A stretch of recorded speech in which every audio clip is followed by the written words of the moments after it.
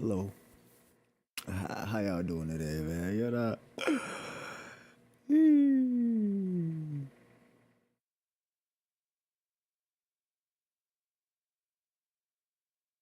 Man, bro. You know, how y'all doing today, man? Hope y'all doing great. As you can see, my background a little bit cleaner. Just a little bit, you know what I'm saying? But, it's in the workings, you know? I'm working on that. You know? Trying to figure all that out. But we got some videos to watch, you know what I'm saying? I'm gonna get to all of these. Got this one. Bow, bow, bow, bow, bow. You know? Might get all, might get none. You never know. Now we're gonna get at least a couple of them. I ain't gonna say none. Go get some of them. But you know what I'm saying? We go see what it's about, man. Alright, we're good on that. And what's the title? Okay. Alright, we're good there. Okay. I just seen that boogeyman trailer like 17 times. Pip pip cheerio, mate. Glad. But yeah, let's get to these and then But yeah, man, let's see what this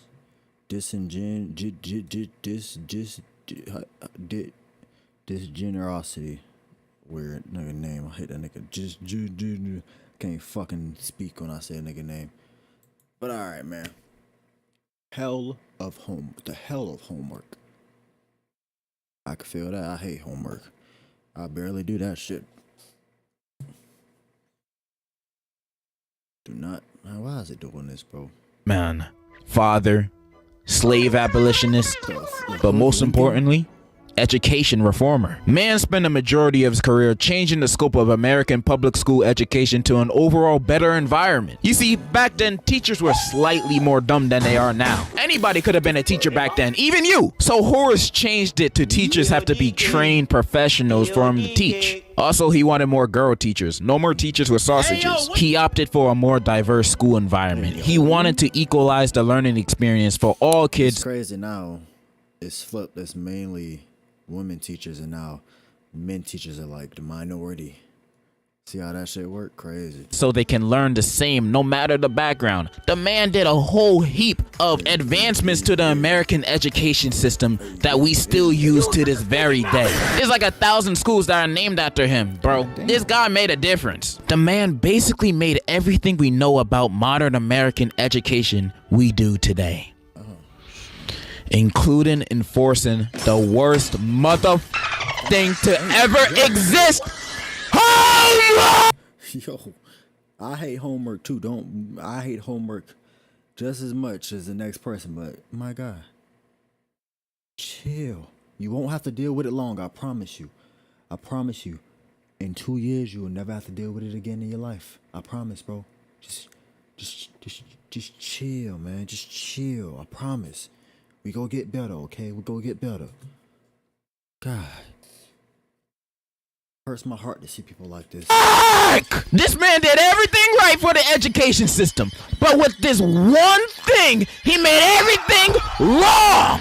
I know you were a slave abolitionist advocating to end slavery and all, but bringing homework over to the U.S. might even be worse than slavery. You know how Oppenheimer made the first apology video after creating those nukes that were dropped on Japan? Well, imagine being this Frankenstein-looking dude, ruining the childhoods of everybody in America. Homework is the worst thing to ever happen. And I'm gonna try to explain every single minute detail on why not only it sucks, but it's useless. But for me to explain that, let's figure out why homework was created in the first place. Through a simple Google search, it says Robert Novellius, an Italian teacher, invented.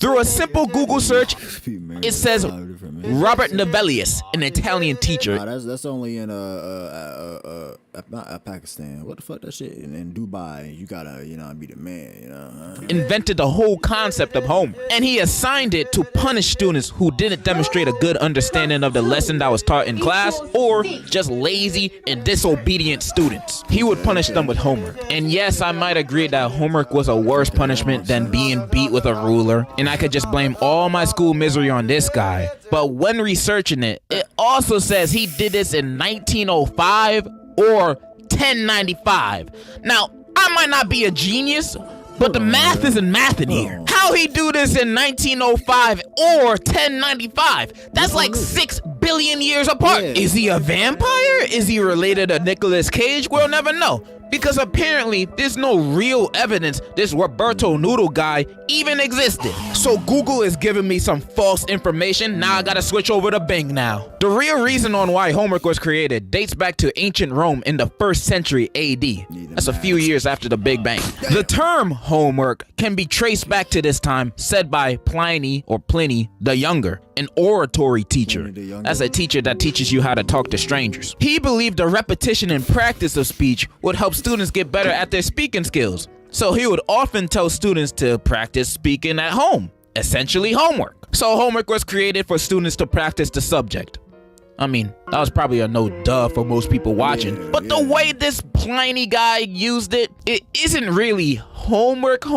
You know, sometimes teachers will tell you your homework is to study for the test the next day. And when they say that, in my head, they basically told me, I don't got homework. I'm not gonna study when I get home. I'm gonna be too busy playing Hello Kitty Adventure. Then I'm gonna study last minute on the bus ride to school the next day. Also studying a bit in homeroom before the class, and I'll still get away with a B-. You know? Hey, finesse. I'm happy with that. PP. Finesse, that's it. That's how I do that shit too. You gotta finesse, man. Gotta finesse.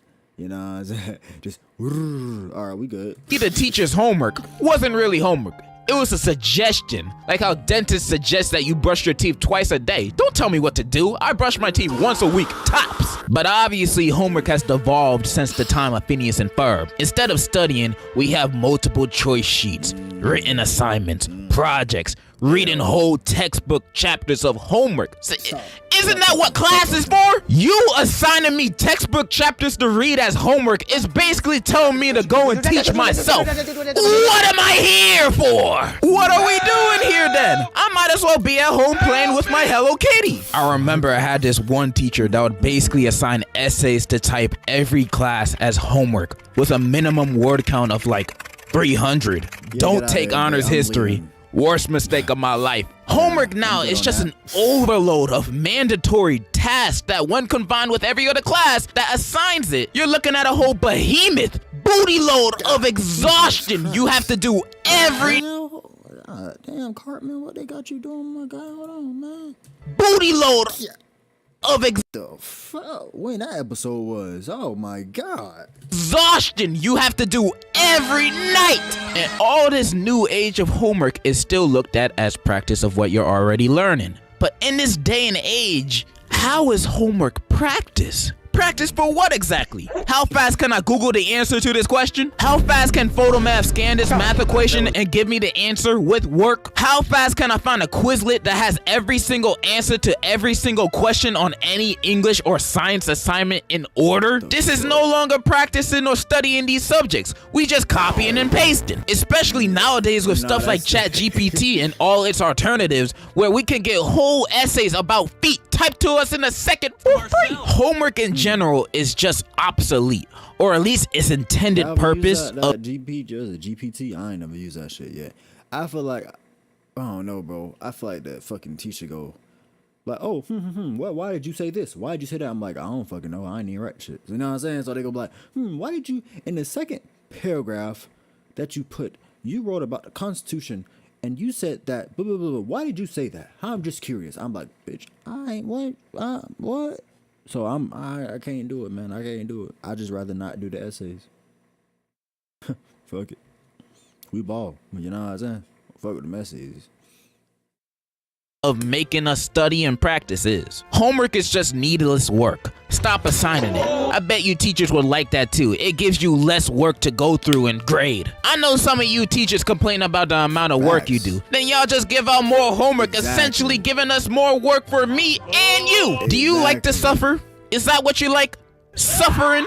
Speaking of eternal damnation, let me talk about how even people back then agreed with what I'm saying. In the early 1900s, big-time publications like the New York Times and Ladies' Home Journal published articles on how homework can affect the health and mental state of a child negatively. The articles basically showed, you see that kid right there?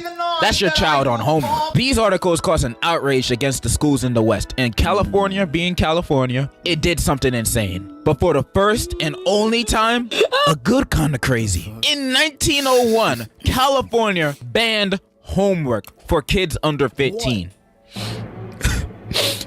You thought it could never be done, but faith has been restored. Skip some years, and in 1923, the American Child Health Association formed, and they also thought homework was bad for the brain. And in the 1930s, they even went as far as to deem homework as child labor. You see, during this time, Yes, sir. America just had the Industrial Revolution, and the children yearned for the mines. So kids as young as 5 were playing Minecraft in real life. And by the 1930s, a bunch of laws had sadly been signed against child labor. But recently for it. And since these laws were being passed, the ACHA thought it was a great opportunity to finally get rid of homework once and for all. Obviously, that didn't work out. And about that California bill, that also didn't last long. That only lasted like 10 years. Like everything in California, the fun only lasts a second. Yeah. Then you're homeless. There's more to this American homework story, but we all know the ending because we're living in it. ACHA were the only group of people that understood that we were being worked to the bone over this work. How not only it was hurting us, You but know, it's crazy, bro. One class, let's say in high school, bro, you got 8, 7, however many classes. You get a fucking essay or a study guide to do or some bullshit. My nigga, you doing 20 assignments every day. You doing 20 assignments every day. Like, bruh.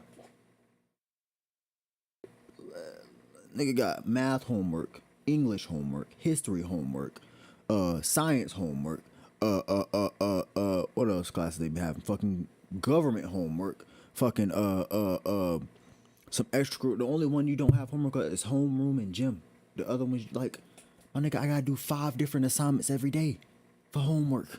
Shit was ridiculous, man. I don't know how I made it through that bitch. I finessed my way. I fuck homework. I ain't do that shit. I found my way through. You know what I'm saying? You gotta get in. See, the thing is, you gotta get in with the teachers. Once you nice and cool with the teacher, they let shit slide. You know, you gotta be able to get in with the teacher. You know what I'm saying? Yes, sir. Get them on your good side. I always do that. Every time. Every time. it was destroying our minds. Yet our government failed the people's needs once again. The hours and nights of work I had to do just so my grade could go up 0.02% and for some reason go down 50% if I didn't do an assignment. The amount of stress that brings a student, it's deadly. I've already described why homework is useless, terrible, and gave my firstborn cancer. It's a punishment that would be beyond my comprehension if it didn't exist. I hate homework so much. I want it abolished, almost as much as I want stealing from Walmart to be legal. And in my world it is, but let's not right now. But what's the replacement of homework if it were to get banned? What will take its place? I'ma tell you.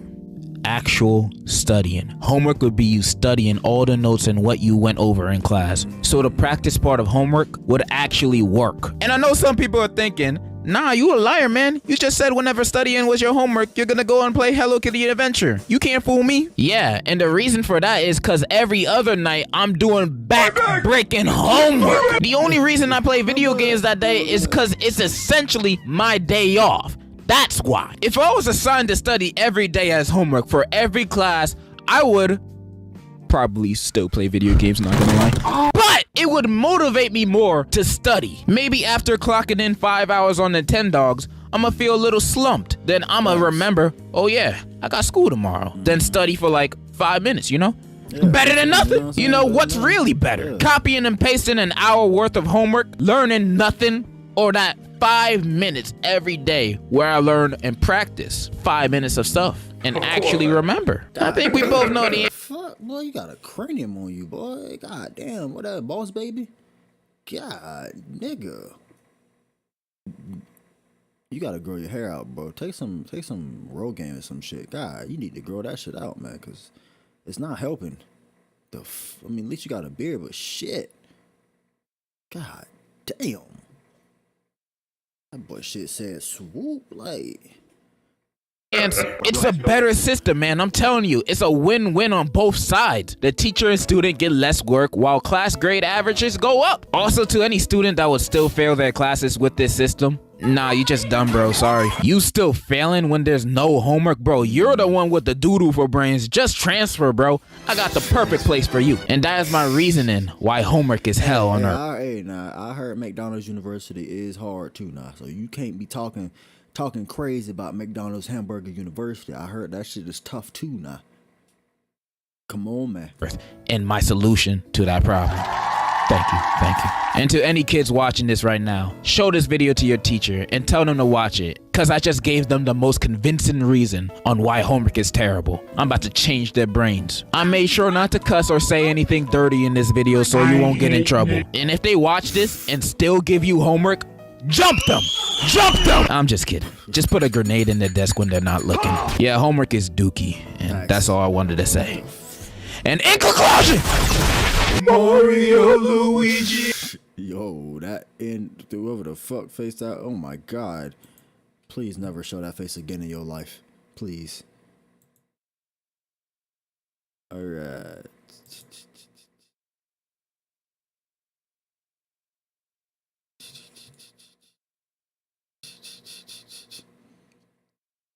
Alright. 6 gang members versus 1 fake. Alright, let's see what they talking about, man. I'm in the gang. Nigga, was that? Hold on, my guy. Hold on, nigga. Was that Rick Ross? Ain't no way that was Rick Ross, bro. Ain't no way that was Rick Ross. I'm in the gang. Oh. Nah, man. Hey, where that nigga? I'm in the gang. The boy said, I'm in the gang. You sound like Rick Ross, bro. Come on, now. You gotta be for real.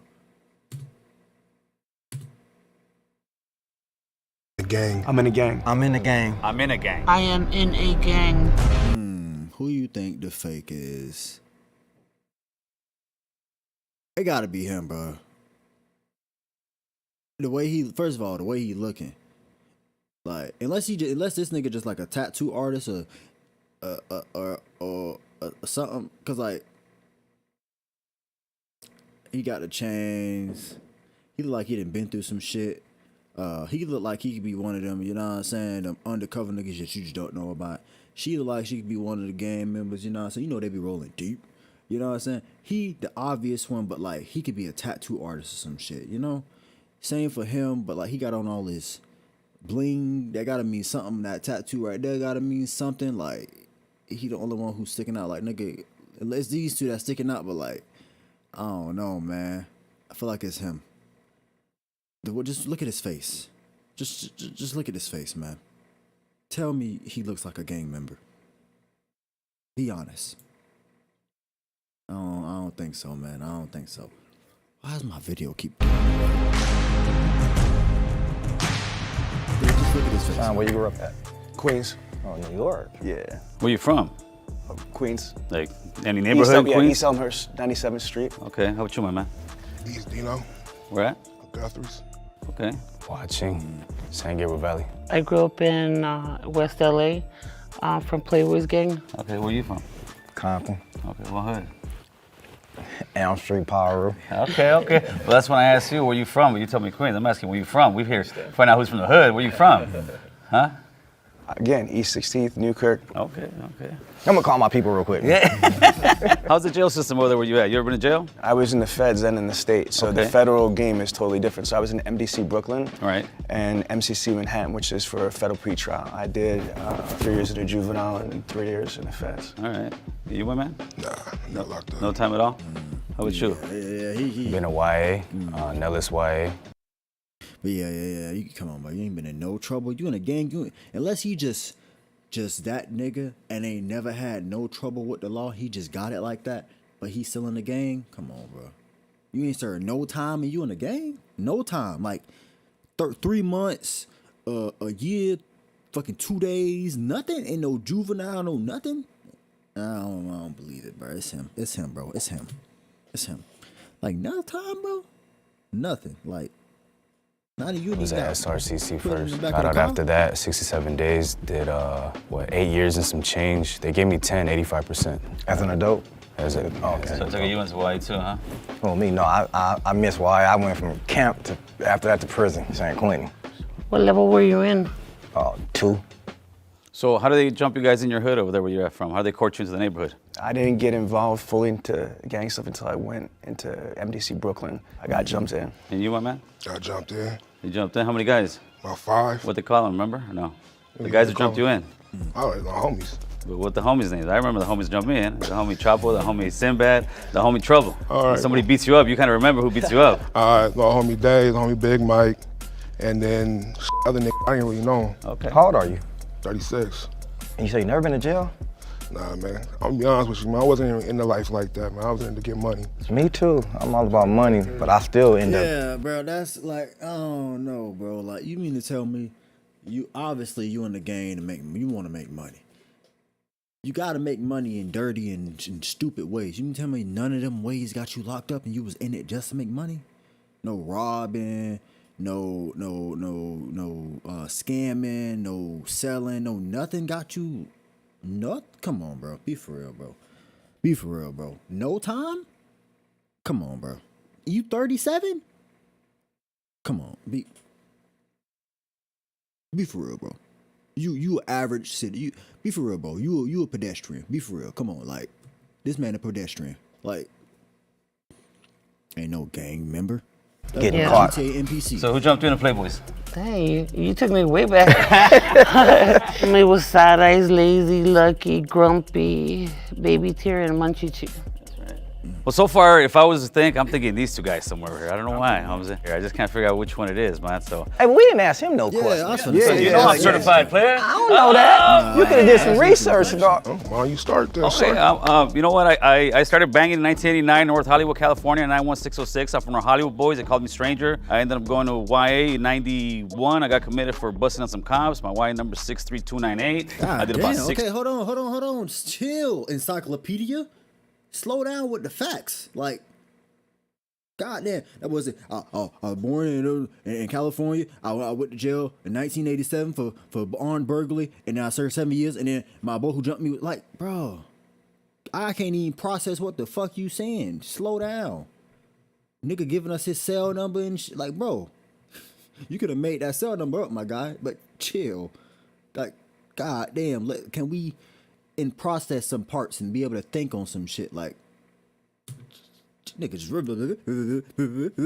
like this nigga got this shit memorized. He got to, bro. 6 years. I lived through the whole 90s gang banging and now I'm here just, share my story and kind of change the way I changed my life. That's what it's for. And it's very cool to sit here and try to guess who was that person, so that's why I'm here for. He's just, his demeanor seemed like a cop to me. Like he had put on that sheriff shirt and like, yo, get against the car. How long did you get jumped in for? It wasn't so much a time, because some would say, 13, because out here south, but mine wasn't one of those. Man, I'm glad I didn't have to get jumped in. All my family from my neighborhood, so Oh, so you just you walked in, huh? Oh, you didn't get jumped in? I didn't have to. You were born in? We gotta jump in. Let me ask you guys one thing real quick, because you touch on what you were saying. A lot of people always say, especially when you're young, you knew what you signed up for when you signed up into the gang. Did you know what you were signing up for? Absolutely not. No, I was told. Yeah, I was told too. Laid out, like this is... You were told, but sometimes you don't understand. When you're young, like, being told but understanding is a different thing. For me, like, I was definitely told. Well, mine didn't do that. Exactly. They like, oh, you want to be from the set? Oh, here you go, this right here, go. They did what to your brother, go do that. They didn't tell me about me growing up in life. I'm gonna get shot back in return. I've been shot 9 times, different occasions, ran over twice. One was accident, one wasn't. That's not no life. Hey, I'm Cole, and I directed this episode of Odd One Out. If you like this episode and you want to see more like this, subscribe to our channel. I was gonna hit me with an ad real quick, you know what I'm saying? I was gonna hit me with an ad.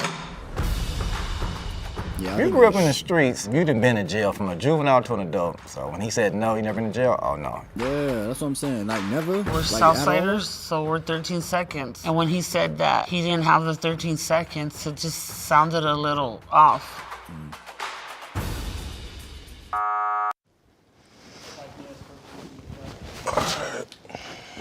I never been to jail. I have been arrested a bunch of times, but I was never been charged with anything. You have any tattoos? Of course I do. I just can't show you, man. The feds are watching.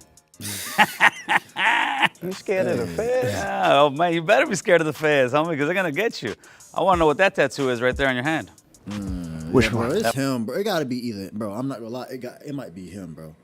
It might be him or the one they just got out. Cause the way he portraying, bro.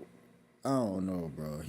Something off on him, bro. The way he too like quick with his shit and witty and precise with it. Also, what about what like he's too fast with it, bro. Come on, bro. I think it's him, bro. That one right there. You know which one I'm talking about. The Picasso. It's a crown. Does it mean anything? It's a crown. Yeah, there you go. So you did Fed time? Yes. What gang were you from again? TF. TF, okay. He had full-blown like Hanyas and like Japanese art. I've never seen no Hispanics with dragons and stuff like that, you know what I mean? It just kind of threw me off a little. How many different sets of Playboys is there? What do you mean by sets? Well, Clicks or? Yeah, clicks. And what clique are you from? You guys actually have also like a clique? Because clique to me is you could be from the hood, but you could be from the locals, the winos, I know a little bit about gangs, so just a little bit. But it might be a cop, who knows? Oh man, I might be the police, homeboy. You never know. Real quick, what clique were you from? Because you didn't. He didn't let me finish. Oh yeah, you didn't answer that. No, he didn't let me finish. Crystal Bunnies. Crystal Bunnies? Yeah. You heard of that? I never heard. Ew. First tattoo I got was in, when did I get my first tattoo, man? First tattoo was on my stomach, was my homie did it, my homie Chuco did it. Busted out the old piano thing on the gun and doesn't look hot whatsoever. I was about 14, 15 years old. So, Gil, what organization are you with? Organization as far as what? Like Gang. Oh, I never heard it that way. I heard it where Yeah. you from, homie. Where Yeah, you from? right, That's right. it. Like, Organization, yeah, very simple, homie. I grew up on Bro, Sierra Street. I'm from Sierra Street Locals. You'll still find me on the block drinking the beer with the homies every once in a while, but in a positive way where I'm actually trying to school them and tell them, listen, brother, there ain't no future in this. Like, I want the little homies to look at me and say, I want to be like Stranger. He owns his own home. He's married, taking care of his kids, working and showing the kids how to, there's a better way. What do you work right now? Structural concrete. I'm a journeyman plumber, union. Okay, that's what's up. I try to tell everybody to join, like, because I'm in the 50s getting paid. I do illegal activities. I can't do that. No, I'm just kidding. No, I'm a CNA, a caregiver. So I go to prisons and speak. I do like Christian content creation too. I mentioned I own a bunch of companies. My main business is Dealer Synergy. Our clients are big car dealerships all over the United States. So I do like sales training, consulting, business development. I've helped these companies make over $1.5 billion in additional revenue. Damn. I'm also a professional speaker in the National Speakers Association, and I wrote a book about Google. So I'd say it's hard to classify. I mean, more than anything else, I'm an entrepreneur. I invest in businesses. How long have you been speaking at prisons and stuff? I've been doing this since 2016. How did you get clearance for that? Weren't you busted before? No, but All once my you're crimes. off and you get your stuff right, you can do that. Cause I know another person to do it. Been in prison, but now he go to the prison and pretty speak. dope. That's very cool, man. Yeah. If he really does it. I got a question for you. You live out in LA or? No, I flew in for the show. I live in South Jersey, in Medford, New Jersey. Oh, because I don't hear an accent or. I'm 46. I worked my ass off to get rid of my accident. Yeah, well, good job. 'Cause Thank I was you. like, Who gets rid of their accent? Why you get rid of your accent, Holmes? Are you kidding me? It's already bad enough. You know what I mean? People judging you and shit like that. So you got to turn around and you got to look the part, feel the part if you're trying to turn around and How do you say water, bro? water. Water. I had a question about where you were talking about tattoos. you say water, Your first bro? tattoo was made with a homemade gun? Yeah, the homemade gun. With what did? It was a guitar string. Oh, I thought you said piano. I was like, No. We can't afford no pianos in the Like hood, man. piano. He definitely did say piano string, bro. He said piano string. 'Cause I remember I'm like, he definitely said piano string, but I don't know if they go review that because I heard. So I was thinking about him like piano string, like what the fuck? He definitely said piano string. Nah, Charlie Holmes. Busted out the old piano thing. Guitar. Maybe I said piano, but I'm sticking to guitar right now. I'm still curious why I won't show the tattoos. Really, Sydney? He just didn't seem thugged out. He seemed a little polished. No disrespect. I'm not saying he was soft and like that, but he just did not scream like thugga thugga. Bro, like what? Yo, get him out of here, please. Yeah, cause like what? These is 50-year-old men that was in gangs in 30 years ago, and you expect them to still be like on some Ark hood shit? Like what, my nigga? This was 30 years ago. I'm not gonna be the same person I was 30 years ago. Like what? That make no sense. You're not thugger or whatever the fuck he said. Other dude's not. Like the only person who is really him, and that's because he probably just got done with this shit like a couple years ago. Come on, bro. Get him out of here. Out for that, off that. Just get him out of here, bro. That made no sense. Cause he don't look like a thug. He can't. Like what? Yeah, bro. Get the fuck out of here, bro. I'm a little bit miffed that I got voted off, but it's all good. My story is just kind of crazy, you know what I mean? So it might have sounded like it was a plant, and I knew that coming in. It was either a double-edged sword. That's how the feds used to do to me too. I'm putting that wire on you. That's how you do it, Playboy. Oh, no pun intended. He be joking a little too much, huh? Why you bullshitting? Keep it 100, man. Raise your hand if you want to keep playing because you think the mold is still in there. That little doubt, man. That's running. Damn, you guys do think it's me, huh? I don't think so. I don't think so I don't think either. so. I think he is. He's the mall? Nah. That's Mad Ball, man. You can't have a name like Mad Ball Elm and be the Street mall. Pyro. Who's some of your homies? Did anybody do time in Ironwood? I don't know that. My homies is all in prisons. I can't tell you who in that one. You only spent time in prison once, or? Twice. How many years? 2. 2? At what percent did they give you? What you mean, what percent? It was halftime. Okay. What did you get busted for? You know, be on probation, you get caught with a gun, violation. So, And you're in a level 2 yeah. for a firearm? That ain't, my points wasn't high. Finish this sentence for me, all right? The higher the socks. The downer the fool. Okay. The only one right here, I'll be straight honest, would be her right now. Yeah. These two guys, I'm sure from the hood. You could be lying. Me, I know you think I'm not from the hood, but I am from the hood, so this thing really makes it interesting. That's the only reason why I kept playing. Right. That's exactly what Gil said, because I'm not willing to take the chance, homie. Yeah, you know what I mean? And that's no disrespect. That's no disrespect. She was the mall. She's just staying quiet over there. She's just staying I'm quiet. just soaking it in. Nobody never been shot. I'm the only person been shot. I've been shot. I've been shot. How many times you get shot? 9. On different occasions. 5. Man. First time I got shot was 5 times. 2 times right here in the shoulder, 1 on the side of the face, and 1 on this side of my buttocks, and it came out over here. When I got shot with an AK was another time, 2 times on this side and this side. Then I got shot by some of your people. Oh yeah? Some Asians. They didn't have, and they wasn't trying to shoot me though. They were shooting at some other Asians. But my homeboys was security guards at the club in Westminster. We black, we being nosy, peeking out there. Man, one of them must have put out a gun, got to shooting. A bullet came through the door, hit me right in this leg. I fell to the ground. It was so funny. I'm like, oh, I'm hit. My homeboy started laughing. Like, we called my mama like, oh, your son got shot. First thing she say is, my car okay? Because I've been shot again. But it was funny though. It's kind of amazing how we can talk about some guy getting shot 9 times and be like, nonchalant, but hopefully the future generations don't have those kind of conversations as much anymore. Man, I try to talk to them and tell them. Yeah, I tell my little homies all the time, man, like, you guys don't want to live this way. But they think it's cool though, like. Right. I tell them you can live like a dope dealer. You don't got to be a dope dealer. You could be a plumber. You could be.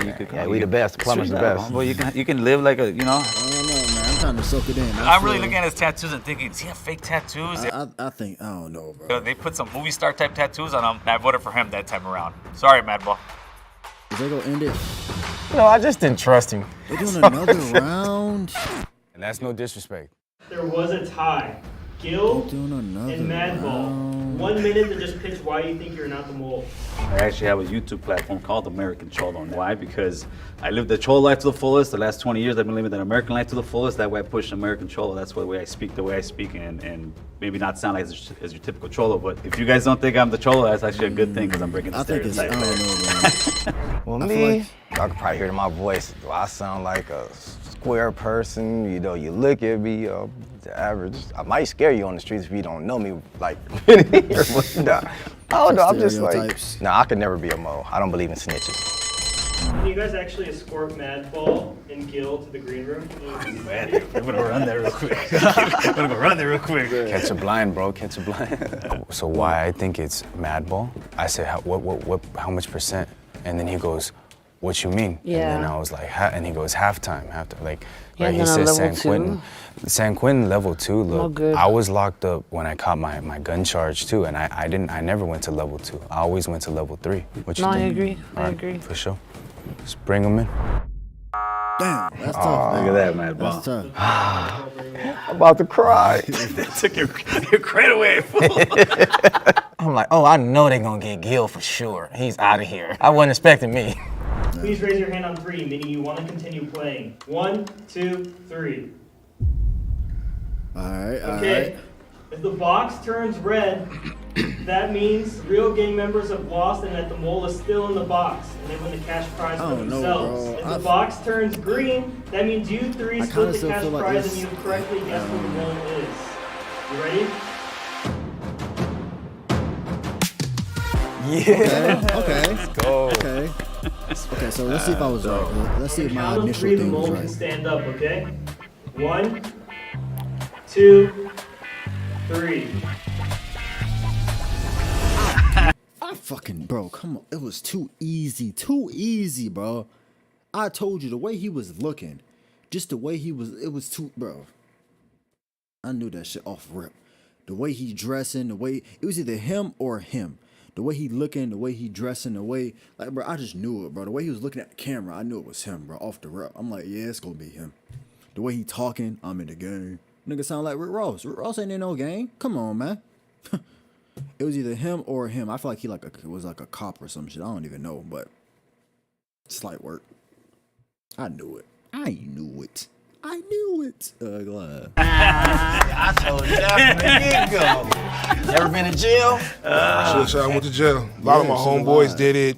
I was around it, so if I really wanted to, I could have, but reason why I didn't gang bang is because my family made sure I didn't gang bang. I just stayed away from it pretty much. That's good. You made the right choice, man. You made the right choice. I ain't gonna lie, I was a little nervous about this because I had to sit there and lie to actual gang members. When I see a person, these young kids running around like going crazy, I don't really judge them because I was one of those kids, you know? And if I had somebody like me, I feel like back then, I don't think I would have lived even half as miserable as I did. Someone like me, an ex-gang member, ex-convict, ex-piece of shit, has a shot at that American dream. As long as there's breath in our lungs, we have an opportunity to change. There's always a second chance, and I'm just hoping to give a young person that hope that he can change his life, and hopefully will. Let's see right here, man. Oh, what the fuck is that fit? God, hold on, man. Let me chill. Let me chill. God. Man, I don't know what it is about some redheads, bro. Redhead, blue. Yeah, she got it. Redhead, blue eyes, got it. Got it. Which one do I want to watch? I don't want to watch this one. This video will cover 6 child stars who had a terrible life after fame, and we're going to begin by talking about Jake Lloyd, who played Anakin Skywalker in Star Wars The Phantom Menace. Jake was chosen to play Anakin from 3,000 potential candidates and would perform so well in the billion-dollar movie that he won the best performance in a feature film for an actor under the age of 10. While this might have implied that Jake had a promising film career ahead of him, he'd appear in only one more movie after Star Wars, before announcing his acting retirement at the age of 12, explaining that he was bullied heavily as a result of the role. My entire school life was really a living hell, and I had to do up to 60 interviews a day. Other children were Like, bro, I ain't gonna lie, bro. You gotta. I'm not gonna lie, bro. Once your kid become famous, especially at that aspect, you gotta leave, bro. You gotta homeschool the kid at that point, bro. Like, I don't know, bro. I couldn't just have my kid just in, especially if, now it depends. If they liking they public school shit, okay, cool. If I can afford to get them into like the famous kid school or some shit where all the famous people go, okay, cool, or whatever, you know, we'll try it out, see how it works. If not, we'll do homeschool. We'll just, you know what I'm saying, work out some shit. But bro, if my kid doing 60 interviews a day at fucking school or whatever, and they don't like that, they not doing it, bro. They're like, damn. Yeah, bro. Jeez. Yeah, if our kid get famous, bro, why would they be going to a public school? You know how much time really they get mean to bullied me. and They shit, would make bro? the sound of the lightsaber every time they saw me, with this kind of harassment even continuing into Jake's high school and college experience. You know how they can be in high school. They're so charming and intelligent. College has been similar. They wouldn't let it go. In other interviews, Jake had been warned about the common path taken by child celebrities. Child stars have had a bit of a reputation that they turn to, a life of drugs, so may the force be with you. Oh, well, thank you. Yet this advice seemed to have no impact, as his life began to go downhill beginning in 2015. Jake Lloyd has schizophrenia, stopped taking his medication, and attacked his mother. Indianapolis police were called to the home of Lloyd's mother, Lisa. She said the 26-year-old showed up and yelled at her, saying she ruined his life. Lloyd allegedly knocked her down when she wouldn't let him in the house, and stomped her 3 or 4 times, causing bruises and abrasions. He was gone by the time the police showed up, and she didn't press charges. Only 3 months later, Jake Lloyd found himself in a high-speed police chase, after which he'd be arrested for reckless driving, driving without a license, and resisting arrest, resulting in 10 months jail time in a psychiatric facility. 2 years after this, Jake's 26-year-old sister Madison died unexpectedly in her sleep, prompting the mother to release a statement regarding Jake's well-being. Jake has been diagnosed with paranoid schizophrenia, but unfortunately he also has a symptom called Yo, imagine, bro. God forbid, you just, damn, bro, I don't even. anosmia, which causes a lack of insight into his illness. This only adds to the struggle he faces, which has been very difficult after the tragic loss of his younger sister Madison. He has moved closer to his family, and we are all working hard to help him with this. He is still a kind and caring person, and we hope to have him back to his fun and entertaining self as soon as possible. Jake will continue to make progress with the love and support you continue to show, which is promising when compared to the life of Edward Furlong. After playing John Connor in The Terminator 2, Furlong began to mess with drugs, stating, "Hollywood effed me up, man. Lots of money and lots of free coke will turn anybody into a cokehead," with this addiction resulting in his first arrest for driving under the influence without a license. Furlong attended rehab as a result of the incident and was able to stay sober for a number of years. However, by 2009, at the age of 32, he was back in the news for punching his girlfriend whilst on drugs. 3 years later, Furlong was arrested again, this time for domestic abuse against his new girlfriend, resulting in a further 6 months in prison, where he'd pick up a meth addiction, although this story actually has somewhat of a happy ending. In July 2022, Furlong announced that he had gotten his teeth fixed, was taking better care of himself, and had been sober for over 4 years. I'm much happier now, man. I mean, it feels so good to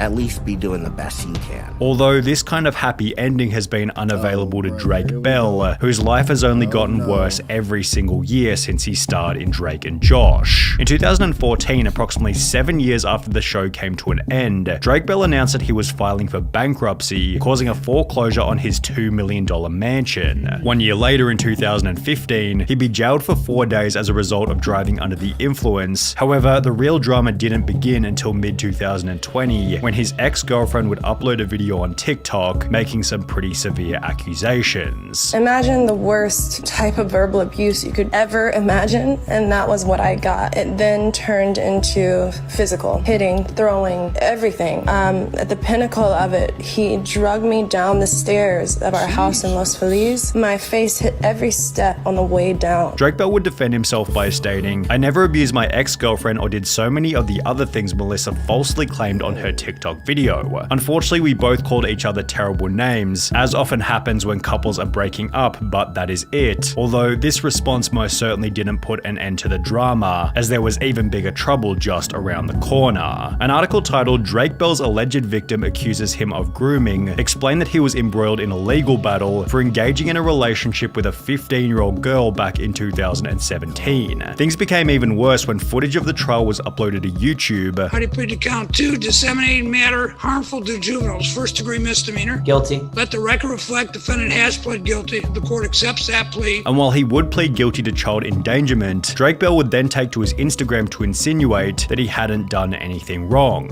Don't believe the media. If these claims were remotely true, my situation would be very different. I would not be here at home with my wife and my son. Despite finishing by stating that he was at home with his wife, this relationship would last only 1 more year, as in January 2023, on top of everything that had already happened, Drake Bell announced that he was also getting a divorce. Considering he's acted in only 2 productions since 2012, 2020. It saved Robot Chicken and the Adventures of Bunny Bravo. What else he did? Oh, music.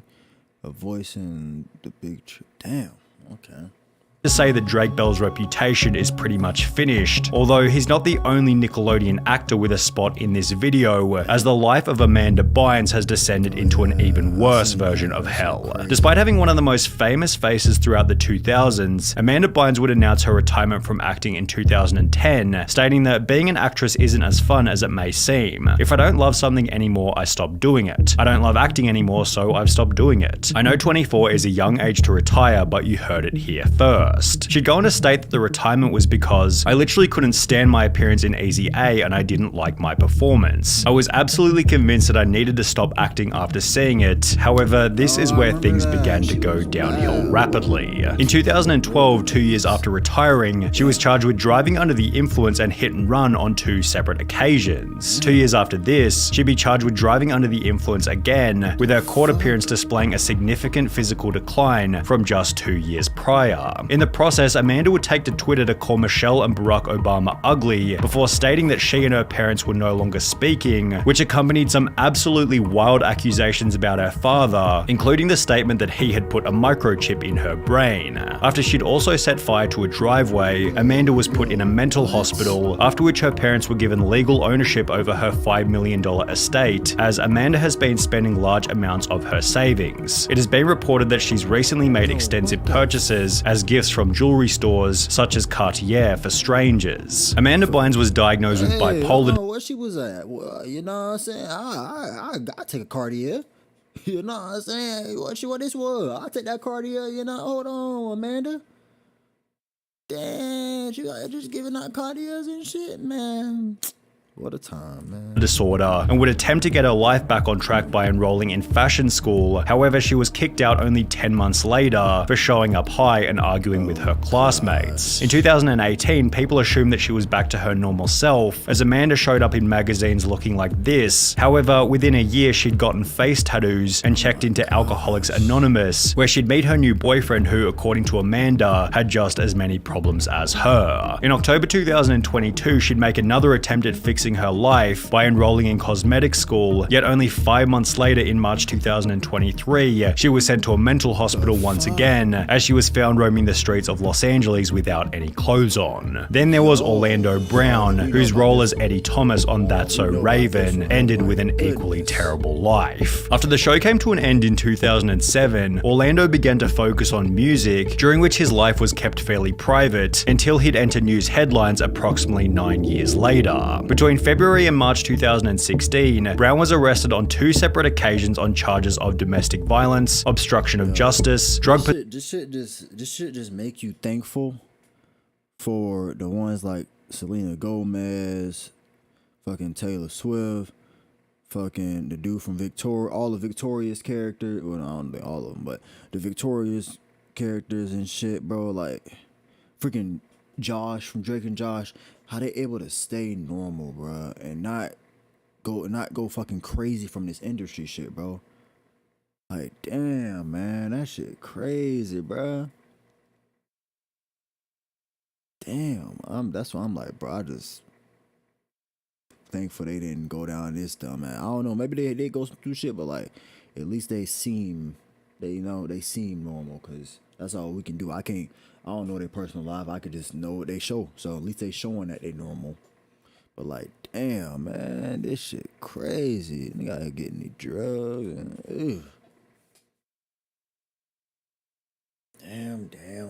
Possession with the intent to sell, and possession of contraband in jail. In February 2016, cops claimed he struck his then girlfriend in the parking lot of a police station and was found by officers to be in possession of methamphetamine. Orlando was given a notice to appear in court, yet he'd instead flee to Las Vegas, where he was caught by bounty hunters. You left California. It's a felony when you flee. What are you doing here then, brother? You got a warrant for your arrest. After which things only became worse. A video was released of Orlando being kicked out of a friend's house after lasting only a week in rehab, which was followed by his appearance on the Dr. Phil show, during which he'd state that he'd been sober for 4 years, despite clearly being under the influence on the show. I'm 4 years sober for a reason. I just now got out of rehab. I just now got out of ER. I'm not doing no more time away from my kids other than I need to. As a result of this episode, Orlando would return to rehab and get clean before discussing his experience on the No Jumper podcast. I had a 2-year binge of something that I should have never, ever indulged in. Meth? Yes, those situations, man, they will never happen again based off of the fact that where I'm trying to go. And while he'd end his statement by stating that those situations will never happen again, Orlando was back in the news approximately 7 months later in December 2022 after threatening a family member with a hammer. He's currently undertaking a psychiatric assessment to see if he's eligible for pleading insanity. Yet the most tragic story of childhood. Listen, bro, that shit be having an effect, bro. Like, even if you stop clean, bro, still gonna have PTSD, still shit go happen, bro. With that meth and all that shit, bro, that's like that's why I never try. Oh, only try thing. Fuck no. Cause bro, it has an effect. Oh, it have a everlasting effect after you take it, bro. It ain't just one time. Nah, bro. You are tweaking out. You ain't take that shit in years. Your ass still tweaking out about shit. You ain't take meth in years and you still tweaking out. Yeah, fuck no, bro. Never that. Use all your teeth and all that crazy shit. Fuck no. Fame without a doubt comes from Judy Garland, who played Dorothy Gale in The Wizard of Oz at the age of 16. Whilst filming the movie, she was prescribed amphetamines to keep up with... Maybe it's the makeup and shit or whatever, but I thought she was like 12. I'm not gonna lie. She's 16 in that shit? I thought she was 12 in that movie. Maybe it's the makeup and maybe because the way they made her dress in it. I don't know. The production's grueling schedule, as well as barbiturates to help her sleep when the day was finally over. The studio also required Judy to stay incredibly thin, feeding her nothing but soup and lettuce leaves whilst on set, which she'd explained led to a poor self-image. By the time The Wizard of Oz was finished, she was being prescribed amphetamines from 4 different doctors to keep her weight down and her mood up, although this lifestyle began to catch up to her. Drugs, getting up late, coming in late to work, and it turned into a nightmare for everybody concerned. She'd be fired from 3 different movies for intoxication and was constantly in the news for being completely broke. Her kids stated that the family couldn't even afford food at times, which accompanied angry slurred messages about being paid for work. I want my money. I want it right now. These weren't delusions. She was broke when she recorded this, and not movie star down to my last Rolls Royce broke, homeless broke. No money to buy food broke. By the time Judy Garland was in her 40s, she looked about 15 years older, had been divorced 5 different times, and was performing in a New York bar for $100 per night. While Judy Garland maintained that she had never done anything wrong in her entire life, the only mistake I ever did, the only harm I ever did was sing Over the Rainbow. She would die of an overdose at the age of 47 on the exact same drug that she was prescribed during The Wizard of Oz, with her estate being worth a measly $40,000. Damn, man.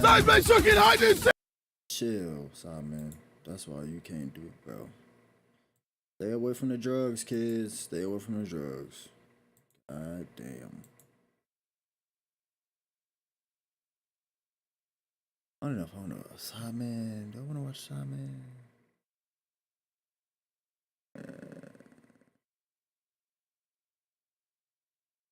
I don't know if I want to watch Simon. Industry plants are artists that are planted in the music industry by labels or other important people. Sometimes they can be hard to spot, and sometimes they are painfully obvious and generic, which can deter people from wanting to listen. And those are the people that we're going to be checking out today. So today I have gathered 4 artists that were planted in the music industry but failed to grow. But first, let's quickly define what an industry plant is. So the term industry plant is thrown around all the time, with tons of people giving it different definitions. For example, when you Google industry plant, the definition is artists who have only just started in the industry and are then picked up by a major label and groomed to be a star. But the issue with this definition and many similar ones is that it can be applied to a lot of artists. The whole point of a label picking up an artist in the first place is to help them blow up. A better definition is an artist who is a major/indie label backing their movement but presents themselves as a homegrown startup to create the illusion of an organic following. But the issue with this definition too is that whether or not you're an industry plant, a lot of artists aren't very talkative about their label, and a lot of artists like to run with the did it on my own narrative. So that doesn't really help narrow narrow down the list. However, for the sake of this video, I'm going to define industry plants as artists who sign early in their careers and have their image created mostly by the label as some sort of marketing gimmick. What I mean by this is that these artists have their personality, their music, and their style tailored to a certain audience, which typically comes off as very inauthentic. You'll see what I mean as we go throughout the rest of the video, so let's start off with one of the most notorious industry plants that there is, Jumex. So Jumex is one of the first artists that people tend to think of when it comes to industry plants. He's an artist who started blowing up in 2019 after the release of his song Loner. However, it was pretty apparent right off the bat after the release of his first song Trapped that he was an industry plant. The song was a cookie cutter yell rap song where he's yelling the hook and then he raps a verse while forcing his voice to sound like this. The chorus was these lyrics repeated over and over again. I'm trapped. Just the way he looked. I'm not gonna lie, just the way he looked, his mannerisms, he's an industry plant. I ain't gonna lie to you. Then I can't get out, so might as well get high. I'm trapped and I can't get out, so might as well just die. And I don't mind mediocre lyrics and stuff being repeated. Like Lil Pump is a good example, but at least Lil Pump had some sort of character and some charisma that made the song fun. Jumex's song was just, hey, X is popular, let me try to copy that. But the reason it was apparent that he was an industry plant because of this song is because it was his first song and it had a music video directed by ex-Odd Future member Taco, who's pretty up there in the music industry. And he was already signed when this song was released. So then it begs the question, how did Jumex get planted? Well, Jumex was your average high school SoundCloud rapper who was fascinated by music from artists like Lil Peep, X, and others. He was releasing some music before he was planted, but it was even worse than his newer stuff. You were never there, hearts broken to despair. I saw you in the summer, just a girl with long hair. It just sounded like some Lil Peep inspired music with poor production, and that's how all his music was at the time. And on top of that, he was trying to look the part of a SoundCloud rapper as well. However, he went somewhat viral after posting a video online where he was smoking in his class and yelling World Star. This video caught the attention of Bradley Scoffern. Bradley Scoffern is a guy who's worked a lot with Odd Future. Yo, what the? Yo, that's all it take to blow up is to smoke weed in class and post it and say World Star, yell out World Star and post it on what? That's all it take? That's insane. That's insane. That's all it take to blow up. Nah, bro, that's wild. I mean, people have done less, so what can I say? He used to help manage Tyler the Creator and worked with Golfwang. He had been working with them as early on as 2012 and also worked as a carnival director at Camp Flog Gnaw. So people theorized that Bradley found Jumex from this video, heard his music, decided to invest in him, hooked him up with some industry connections, and therefore planted him in the music industry. People have also said that the label he was with, Corton Records, was created by Bradley, made to look like some indie label, even though there was tons of money behind it. Like I said, this isn't a confirmed fact, it's just speculation, but it would make a lot of sense as to how Jumex got all these industry connections. People also theorized that Bradley had Taco direct his first music video and song, and Taco even played it during his DJ set at Camp Flog Gnaw in 2018. His following song, Loner, was released shortly after Trapped, and he had writing assistance from I Love McConan, who actually helped him on a bunch of other songs, which is kind of sad when the songwriting is so terrible. There's also screenshots of Jumex asking people to write him a song about flexing but emotionally. He got a Genius interview for this song and people clowned on it, with top comments like, Jumex looks like a Monster Energy can personified. Jumex also did this thing where he would just glamorize being sad because it was trendy, really trying to appeal to the emo type of community. So with a little bit of digging, it looks pretty obvious that he was planted in the music industry. And after releasing some EPs and singles throughout 2019 and 2021, collaborating with people like Lil Xan and Travis Barker, it seems like he parted ways with Corton Records. His numbers started slowing down and Corton probably realized that their investments had failed, so it's likely that they pulled out, or maybe Jumex left them, I'm not sure. So as of now, he's been releasing his latest songs independently with little to no success. I honestly think that the reason he failed is because his first impression was so terrible. The music wasn't great right off the bat and the industry plant thing was so apparent. In my opinion, his music did get a lot better over time, but because people had these preconceived notions about him, they didn't really want to check his newer stuff out. And that brings us to our next notorious industry plant, Baby Goth. So Baby Goth is an artist that just appeared one day. She popped onto the scene when she was featured on Trippie Redd's album A Love Letter to You 3 on November 9th of 2018. Shortly after that, she released her first song, Swimming, with Trippie Redd and Lil Xan. So right off the bat, she looked like an industry plant. I mean, her first song wasn't even out and she was already on Trippie Redd's album, but there's a bit more to the story. Before she became Baby Goth, she was always really into music. She started making music under the name Bria Bueno and had been doing covers and releasing her own music. She was even with an indie label called Rewind Records. In 2016, she posted an Indiegogo campaign with the attempt to raise money so she could make an EP. Unfortunately, though, she only raised $320 out of her $14,000 goal. Eventually, she was able to release her EP called Babyface, which was more like a pop-sounding project that was actually pretty decent. She had a pretty good voice, and I think she could have had more potential with that had she not rebranded. Baby Goth was doing a ton of things to try to get noticed, and she claims that she was eventually noticed by some people in the industry who found her on their Explore page on Instagram. She then signed to Republic Records, which is a branch of UMG, which is one of the big 3 record labels in the music industry. And when she got signed, she underwent a huge rebrand, covering up her previous career and creating a new image, which is a theme we see among many other industry plants. Her new image was face tattoos, flexing money, and posing with guns. Her and her label were also seemingly hiding the fact that she had a husband and 2 kids, so clearly her label was trying to make her appeal to a certain audience, which, like I said earlier, is a marketing gimmick. Baby Goth then began. I'm sorry, bro. I don't care how famous you can make me. I don't care how much money you can give me. I'm just not getting a face tat, gang. I don't care, bro. A face tat, bro. I'm just not getting a face tat, bro. I just rather not. I just rather grind my way up independently than get a face tat. You crazy? A face tat, my guy? You just asking for nothing. You just asking for like what? Nah, that's crazy. Face tat is crazy. Off the rip too? You ain't like, nah.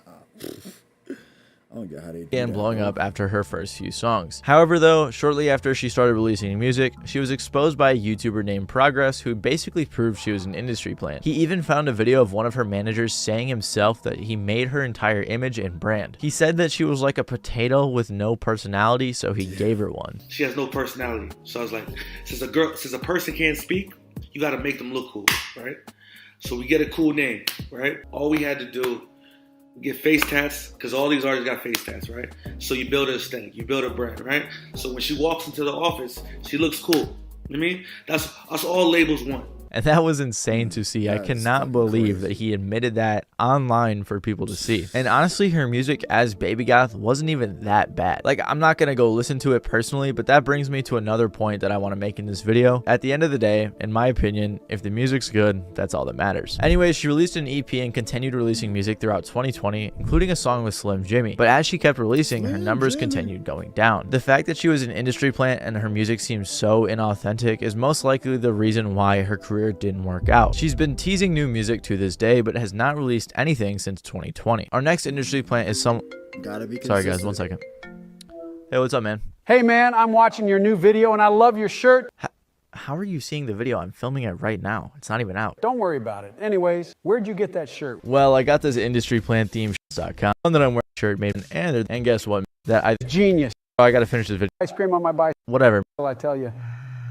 Came up with this design a while ago and really appreciate interested. Anyways, back to the video. Our next industry plant is someone with one of the most fascinating origins out of anyone else on this list, and his name is Smiles. So Smiles is a rapper whose name may sound familiar because he was featured on 6ix9ine's album Tattletales on the song Charlie. He released his first song as Smiles a day before that 6ix9ine song came out and has been releasing music consistently ever since. He hasn't seen much success and has only had one song since then crack 1 million plays, and that was a song featuring Snoop Dogg called Happy. So how did an extremely small rapper get featured on 6ix9ine's album and get a feature from Snoop Dogg? He's gotta be an industry plant, right? Well, I can't say whether or not he's a traditional industry plant because he's had a career spanning over a decade before becoming Smiles. But I do consider him an industry plant of some sort, and you'll understand why after I explain it. So I think we should start with Smiles' dad. His dad is a man by the name of Bruno Mascalo, who is a multi-millionaire with an estimated net worth of $575 million. Now, the reason I think this guy's his dad is for 3 reasons. 1, he follows Smiles and a Smiles fan page on Instagram. 2, they both have the same name. 3, he mentioned in an interview he has a son in a rock band in LA. And you may be wondering, isn't Smiles a rapper? Why'd you say that he's in a rock band? Well, that article is from 2011, when Smiles was in a rock band by the name of Drive A. He was the lead vocalist and guitarist, and I'm not gonna lie, their music was pretty solid. The band was formed in 2007 and put out music until 2011. They released 2 full-length albums and they were actually pretty successful. Drive A has a music video with over 160,000 views, and there's a ton of people people in the comments saying that they actually missed the band or that they saw them live on tour with other bands. However, I can hardly find any information about this group, and after breaking up in 2011, Smiles joined another band called Raw Fabrics under the name Jack Franco. They started the band in 2011, and by 2014 the band had just finished a nationwide tour that they headlined and then released their debut EP, Gold Handcuffs. In 2015, after releasing their second EP, it seems like the band split, leaving just Jack Franco, who is now going by Jack. Bro, that's tough, man. You doing all this hard work to chase success, and you finally starting to get it, and y'all break up. The band keep breaking, bro. This is the second time nigga was about to go crazy. Nigga was going crazy, and the band, as soon as y'all getting some momentum, the band break up again. International, fucking worldwide success. Band starting to do some shit. Y'all break up. Jeez, bro. That's tough, man. Y'all gotta put y'all egos and differences aside, bro. Y'all trying to be a band. Y'all niggas, you could have been something, bro. Who knows, man? Y'all could have been something. Especially this time. Bruno. He was also struggling with drugs, which may have had a hand in that. Jack Bruno was active as Raw Fabrics until 2016, when he decided to go solo as Jack Bruno, but instead of making rock music, he made rap music. I believe he started releasing rap music in 2017, and that's when his career got extra weird. He had songs featuring Famous Dex, who was super hot at the time, and he also had a song with Playboi Carti. For some reason, some of his music was released as 92 Jack, so it seems like he's been having identity issues throughout his career. Regardless, he was somehow very involved in the industry and had tons of connections. He's opened for artists like Wiz Khalifa, Juice WRLD, Lil Pump, Lil Skies, 6ix9ine, and Ray Shremmerd. It's left a lot of people wondering how he was able to get these connections, and I've seen some people speculating that he paid for them, and that would make sense since no one really knew who he was and he was even booed off stage at some points. I feel bad for how hard he was clowned on, but the music was kind of cringy, like this live Dunkin' Donuts performance he did. Trying to eat a diet, then you eat a donut. When you're trying to stay sane, then you up and go nuts. Anyways, he released a lot of music as Jack Bruno, although most of it's been deleted from streaming services. But then in 2020, Jack Bruno again rebranded to Smiles, whose persona was essentially that of a 2010 smiley face emoji. It seemed like he was trying to have a similar image to 6ix9ine. He came out as Smiles under Create Music Group, which is the same group that has worked with 6ix9ine, YNW Melly, and more. So people speculate that the reason he has all of these connections isn't because a label scooped him up and tried to make him an industry plant, but instead people speculate that he's just asking his dad for money so he can pay for these extremely. Hey, that's even worse, my guy. You asking daddy for money to pay for your features, pay for your tours, pay for your pay for your connections. Nah, that's crazy.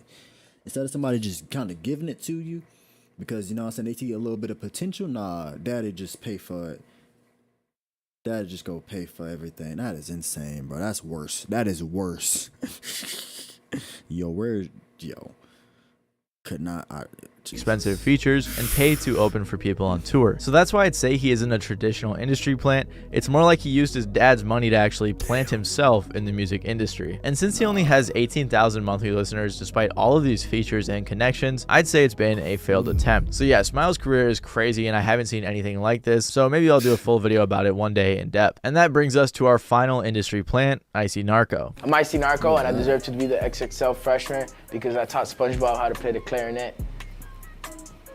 Now I think the insane success of the SoundCloud era my nigga, what the nigga, that's not a clarinet. What? Bro, hold on.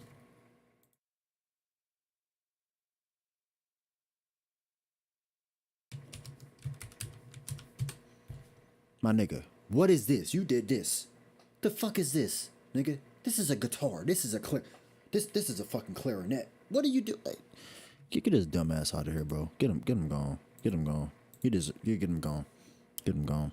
Talking about a fucking clarinet, bitch. What are you? Had labels foaming at the mouth trying to capitalize on it because Icy Narco is a clear-cut Lil Pump clone industry plant. And while making this video, I realized that my definition of industry plant may have been a little too strict. So I'm gonna bend my definition just a little bit for this section because Icy Narco did have a tiny bit of buzz before he got signed, and he also had a very similar image, but it's still pretty apparent that he's an industry plant being marketed towards a certain audience, and here's why. So Icy Narco began making music in 2016, back when he looked like a normal kid, but he didn't really get much attention. Throughout 2017, he changed his sound and style to be much more similar to that of a Lil Pump or some other trendy Florida rapper. His music was very mediocre, but the sound was trendy, so he did garner a small fan base. Songs like You, Viagra Niagara, and more helped him grow his audience. Because he was already appealing to the Lil Pump type of audience, the label he would eventually sign with didn't have to do much to alter his image. It was already there. They would do some other inauthentic, cringy stuff, but I'll get to that later. All they had to do was just scoop him up and push his mediocre music, which is exactly what happened. Icy Narco signed to 10,000 projects in late 2017 or early 2018 and instantly began blowing up. He even said himself that when he signed to 10K, he hardly had anything and had recently just moved out to LA. This is a label that's worked with artists like Ice Spice, 6ix9ine, Ian Dior, Trippie Redd, Coin, and many more. His first few songs that were released on streaming instantly blew up and he got millions of streams. Icy Narco got a No Jumper interview and was seen with many other artists like YNW Melly and Young Nudy. However, the gimmick wore off quickly and his streams immediately plummeted after his first few songs. And of course, some people were enjoying his music even before he signed, but it was very short-lived and a lot of his views were probably just from people who wanted to check out the new and blue Lil Pump. He dropped his album Winter Can Be Murder in 2019 with 10K and it performed very poorly. It seems like his label even had him link up with Gary Vee for some reason, maybe for publicity or PR, but it's clear that this was a corporate decision. Regardless, after 2019, he stopped working with 10K Records and has only released 5 songs since. The reason he didn't work out is because his style was so unoriginal and it was very obvious that the label was just trying to capitalize on this trend. Most viewers were aware of this too, with top comments like, "This guy jacked so many rappers in one track," and "XXX the smoke pump god." And again, I wouldn't say his music was that bad. It was decent, but it lacked any originality and it was capitalizing on a dying trend. So despite 10K Records planting him in the music industry, he failed to grow. Let me know if you have any other industry plans you'd like me to talk about in the comments below. Anyways, I hope you guys did enjoy this video. If you're interested in checking out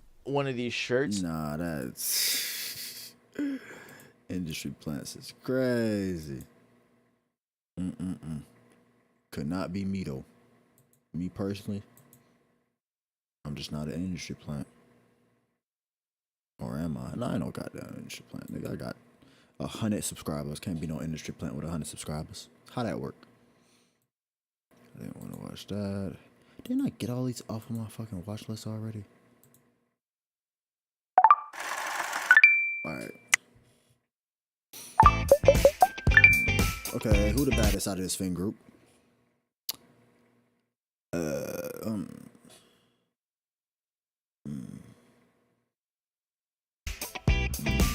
Gotta be this one, right? Right? Gotta be this one, right? With the big steppers on. God, them big steppers. God, bitch got on clown boots. What the? Bitch got on Ronald McDonald shoes for real? Nah. Hold on.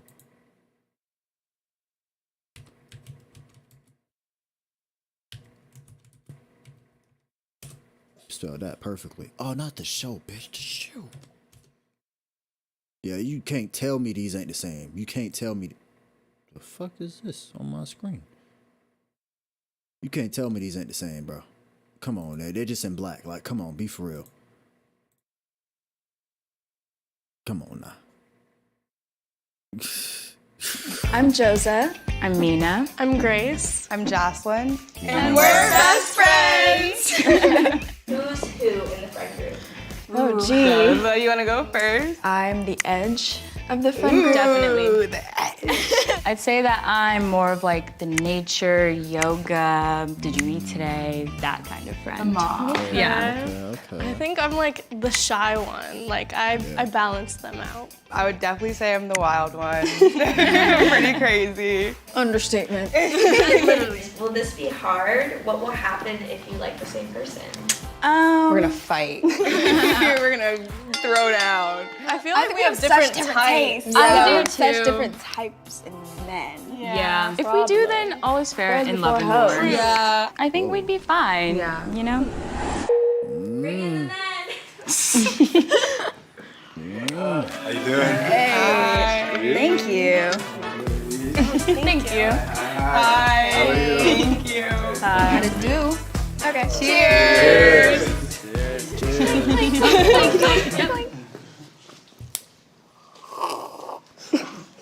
What do you guys do for fun? Photography. I'm in just got a film camera. I love biking. I'm really into music, and I like acting. Hey, it's Noodle Dude. Hey, it's Chicken Noodle Dude. Remember Chicken Noodle Dude for the last video? Hey, what he doing? Yeah, so I just like, I don't know, I like trying Creativity. new things. I snowboard and rock climb. You rock climb? Yeah, but like that seems like I'm adventurous, but like that's like 10% of the time. Like one day a week. Okay, You know what that's I'm saying? not. No, it's the same thing for Like me. the rest of the time, I'm probably like on TikTok. I like streetwear fashion, modern art, and I got into, it might be a red flag or not. I like puzzles. Oh, that's a great That's my new, Big brain. that's my new thing. Mom I love it. loves puzzles. I love putting it on a TV show and then just put it, and then you have someone with you, and it's like the conversation is like 10 It's so times better. sweet. Just because you have something to do, nothing's awkward, and then everything's Yeah, just like. that's a good one. I like outdoors. I like traveling. I have a van at home that's all set up. Sick. I would say like music. I stream. I do streaming. Like Twitch streaming? Twitch streaming. Okay, cool. Twitch stream. We got a lot of creative people. Yeah, and you guys are also, you guys are all do athletic things for fun, which is really cool. All right, has everybody here been with a woman of color before? Of course. Yes. Yeah. I mean, I haven't even been in a relationship, so. Okay. Oh, all right. What does everybody think about therapy? And are you in therapy? Oh, I'm an advocate. Yeah, I use online one, the BetterHelp one. Okay. Changed my life. Really? Honestly, changed my life. Yeah. Okay, cool. 'Cause they brought up like deep stuff from like my childhood. I'm like, Yeah. oh, never thought about that. Yeah, it makes sense now. Piece in my head. Every week. Every week. Every week. Okay. Every Okay. week. I Okay. mean, I These just- people are healthy. It's everybody needs it. You know what I mean? Yeah. Like, to some degree. I tried to schedule an appointment and they didn't reply. Keep trying. It's hard to find a good therapist. It can be really hard. At least you're trying. I've never been in therapy, but everybody's got their type of therapy. My type of therapy is nature kind of thing. Like going outdoors. Do you plan? Nature, bruh. Like just being one with the trees, you know? I like to bury myself in dirt just to be one with nature, you know? Just dig a hole in the ground and cover myself in dirt just to be one with nature, bruh. Yeah, bruh. Yeah. Alright, dude. And on ever going to therapy? If I need it, yeah. Okay. I'm not against it, but where I've been and where I'm at, haven't had it, haven't needed it, yeah. Okay. What are some red flags you guys stay away from? That's a good one. I don't like when someone's too clingy. I think we need like a life outside of each other. In romantic And, like, relationships. Exactly. And I think we need friends outside of each other too. I've had problems in the past with clingy relationships and like attachment issues. Yeah. It's a big Codependency. It's really, yeah, exactly. Oh my gosh, a red flag for me is 3-in-1 body wash. Yes. Red is Yeah. not a Cut it red out. flag. That is a good crazy one. as you A will big never red know. flag for me is if I'm You'll talking never to know. someone and they're not asking questions back. If it's a Engagement. one-sided conversation. Oh, that's one for me. I ain't gonna lie. That's a red flag for me. Oh my goodness. I mean, but usually I don't know. At least for girls, I just mean they're not interested. Like for dudes, I don't know. But I know for at least for girls, when they do that, they're just not interested, gang. Cause I had that shit where they just not interested. But yeah, that's one for me though. That whole I'm asking you questions, you just answering, then it's silence. Then I ask you a question, then you answer it, and it's just silence. You don't ask me shit back. Like, I can't. I just don't have conversation. I just stop having conversation with people like that, bro. When it's a one-sided shit, I just stop having conversations with them. Cause it just you're not interested in talking to me. So why should I sit here and interview you on some job interview shit? So I just say fuck that. But yeah, man.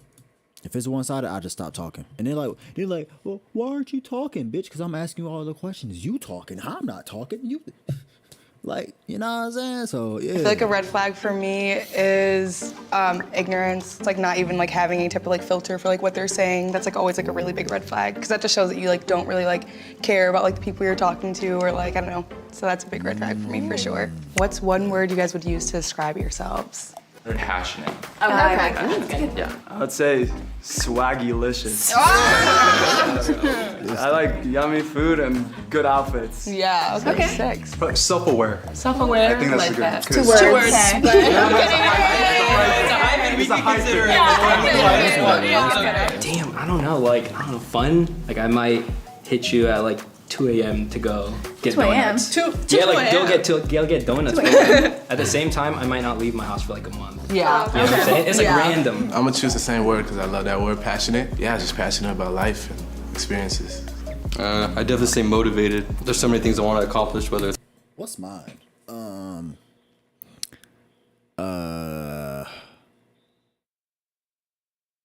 What the fuck would mine be?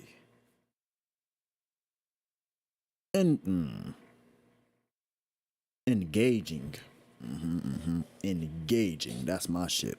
it's for myself or for my family, like my nephews, my Whatever, like little sister. Like there's so many I'm not even things. clicking the fucking space bar. My nigga, I'm over here. Not even clicking the space bar. My dumb ass. What the fuck? Oh my god, what is on my screen? What is on my screen? Get it off, get it off, get it off, get it off. Please. I don't know what the fuck. Where the fuck did that come from? What was that?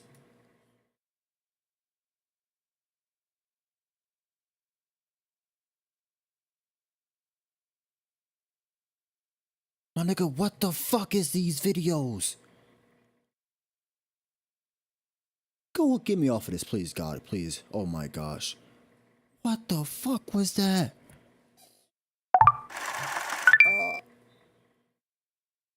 I don't even know where I'm at in the video no more. Industry plants or artists. Oh my gosh.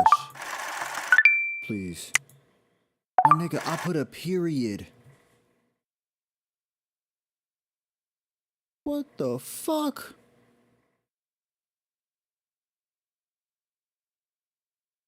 Yo, what did I leave off at?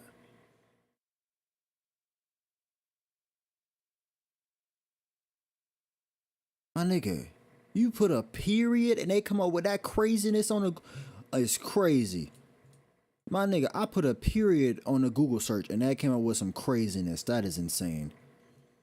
You put a period in it, GG. Say motivated. There's so many things I want to accomplish, whether it's for myself or for my family, like my nephews, help my little sister. Like there's so many things that I really want to do. Yeah, that's really sweet. Yeah. Cute.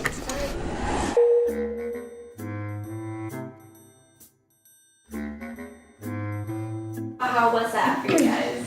More nerve-wracking than I expected it to be. It was cute though. They're all pretty nice. Yeah. It was very like innocent. I was happily surprised. Yeah. Who are you interested in? What's the name of the person standing next to you? The puzzle? Yeah, I like that he's into puzzles. Nick. Yeah. He's an advocate for therapy. He was very excited to answer the questions. Yes, I really did appreciate So that. it looked like he was like, yes, listening. The one who was next to you too was cool. I feel like he was so like shy. He is but shy. I liked his shirt. Jaded. He's very real. He's like, I'm gonna be in my room on TikTok, but you know, I do also like TikTok. Yeah. But that's so valid. I like that he owns that. If you had to eliminate 2 people, So hard. I feel bad. I think my friend. I was gonna say, Yeah. I was thinking because that he was too. like, yeah, Damn, didn't that feel would as make you into do it. that The part Swagalicious scared me.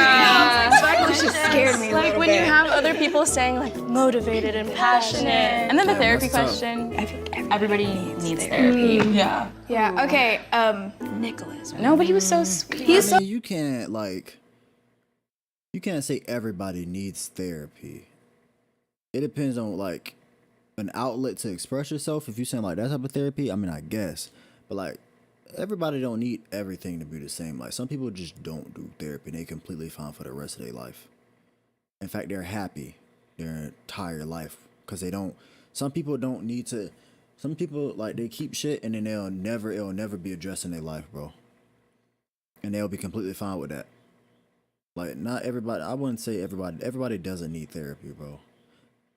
Like, you know, because sometimes it opens up wounds that don't need to be opened up, bro.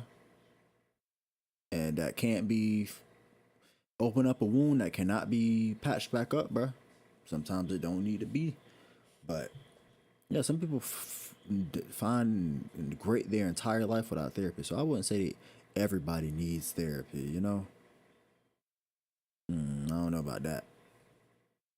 I don't know about that one. But I don't think it's us. We're like very strong personalities, and I just don't feel like he's like matching that. Do we agree on him? Do you know who you want to eliminate? Yes. Do you know who you want to pick? Yes. Hey besties, just checking in to see if you're doing your best to take care of your mental health. These girlfriends have made it therapist or just there. We're third to a few the right time. The reason professional every single one. Let's get back to the video. All of you guys are great, and it was so nice meeting every single one of you guys. This is just like I know it was super hard because you guys are all super lovely. Yeah. But so we decided to eliminate Yusuf and Nicholas. You guys are the sweetest soldiers. It was nice meeting all you guys. Merry Christmas. So, ladies, do you know who you want to pick? Yes. I chose Nick and Jaden. Oh my God. My two people are Nick and Jonathan. And for me, I'm choosing Jaden and Noah. I am going to choose Nick and Noah. God damn, Nick. My God. That boy going crazy, Nick. How are you? Good. How are you? I'm great. Yeah, it was good. You're Grace, right? Yes, and you're Noah. How are you? Good. What about you? I'm pretty good. A little nervous. Wait, you said you were a rock climber, right? Yeah, I do. Okay. What's the highest grade that you can The send? highest, like V7. V7? Yeah. Oh my gosh. I know. I'm like a sleeper build. I'm actually like super buff, but like. You can't Just see underneath all this? Yeah. No, okay, I'll take your word no. for it. I'll take your word for it. I feel like Capricorns are generally very material driven. Really? And you guys can be pretty stubborn. Nah, I don't think so. Okay, I mean, yeah, I'm putting the watch away, right? I mean, I think it's the personality. I agree. That I'm matters sure. most. Yeah, I'm sure you're much more multifaceted than What's up, my guy? that. You What's said the you're in skin therapy routine? and I'm in therapy. did inner child work. Oh, what? You said you did inner child work. What does that mean? Like you found out stuff about your childhood that helped. Oh, sorry. I thought you meant like never mind. I thought she meant like helping out children, like in therapy or some shit. I thought she meant like, I don't know. I thought she was about therapy or not therapy, like helping out children and shit. Yeah.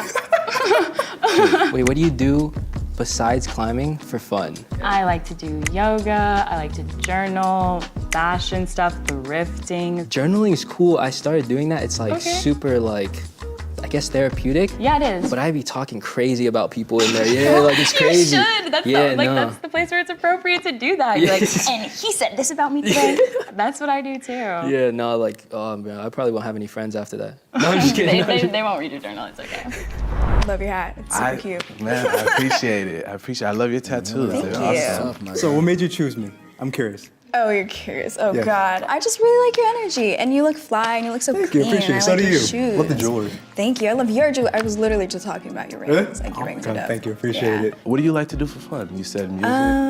I love doing music. I love writing songs. Definitely want to get into producing. What do you do? Yeah, I produce. I started a year and a half ago with production, but like when I was 16, I just started writing. I'm learning how to sing. I play piano and I like rapping. So. Dope. What was your experience like in the valley, like growing up in the valley?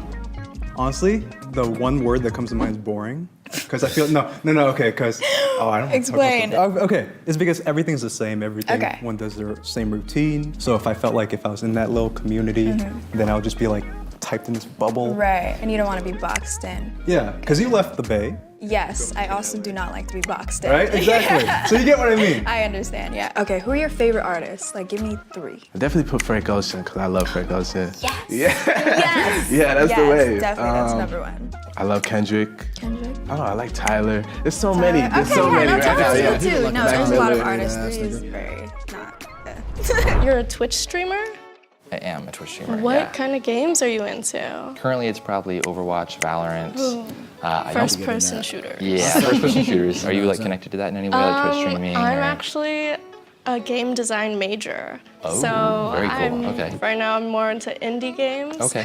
Like Stardew Valley, Night in the Woods, and I'm like trying to build my own PC right now. Okay. Well, I can help with that. I build PCs. Right now, I do like 3D, like a lot of 3D work. I bought my shit fully built, bitch. I'm not. Fuck no, I ain't sitting here for 16 hours trying to build a PC. Bought that shit straight built. All of it. Fuck no. Yeah, so I'll do like furniture, like sculptures, and I work for like a few artists. That's so cool. Yeah. I'm also like an art major because I used to be computer science, but I realized I wanted to be more creative. I used to be computer science too. Really? Yeah, and then like I dropped out.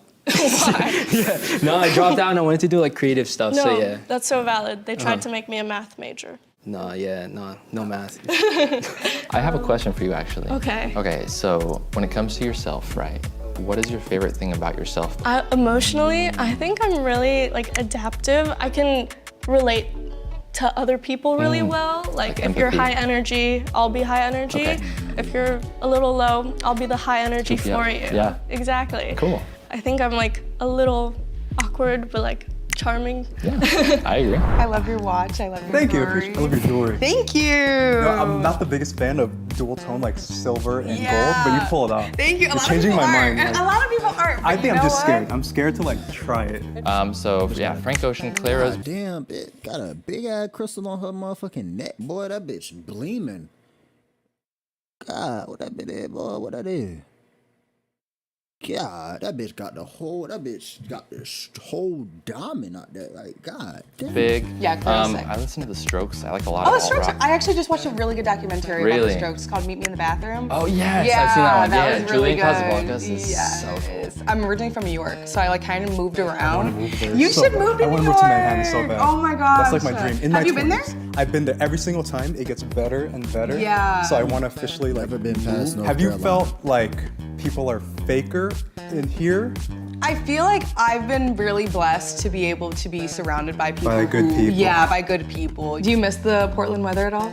Yeah, actually. Yeah, it's I do. surprising, right? Yeah, it is. New York and Portland both have a big jazz scene. Oh! And I'm in the jazz scene. Okay. So yeah, so I've never been to New York, but Yeah. I really want to. Yeah, okay, so I know you said you were interested in music when you were saying your passion. So is jazz music something that you're passionate It about? is, yeah. Yeah. I was in jazz band from middle school all the way through high school. Yeah, jazz it's not like a big part of what I listen to now, but it's Jazz kind of fire, you know what I'm saying? Princess and the Frog. Princess and the Frog. Yep. as far as like me at my core, I think it really speaks to me. It was Okay, good meeting you. sick. Thank Good you. meeting you too. Yeah. It was nice meeting you. It was nice to meet you. Awesome, Liz. How did that go? It was cute. It was cute. Experience. Nick had such a good like fluid and like conversation. He's a great conversationalist, very great eye contact. I love talking to him. Michael Jordan. And then Noah, he was also very cool. He was big on Grace. He was asking her questions. Yeah, I loved wasn't Noah mad I agree with that. I really like Nick too. I Yeah. think his energy was just I really think he good. could suit like any of. Good. Yeah, he was really good at talking. He's good at talking. I thought Jaden was really sweet. Yeah.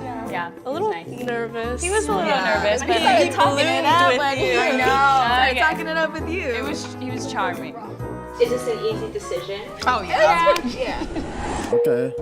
Now let's see. Now let's see if the dude. My question is, if the dudes want their matches. That's the real question. I wonder did they do like they select the guys, and then if the guys like, they have to like all four. Like they have to like all four in order to be on the show.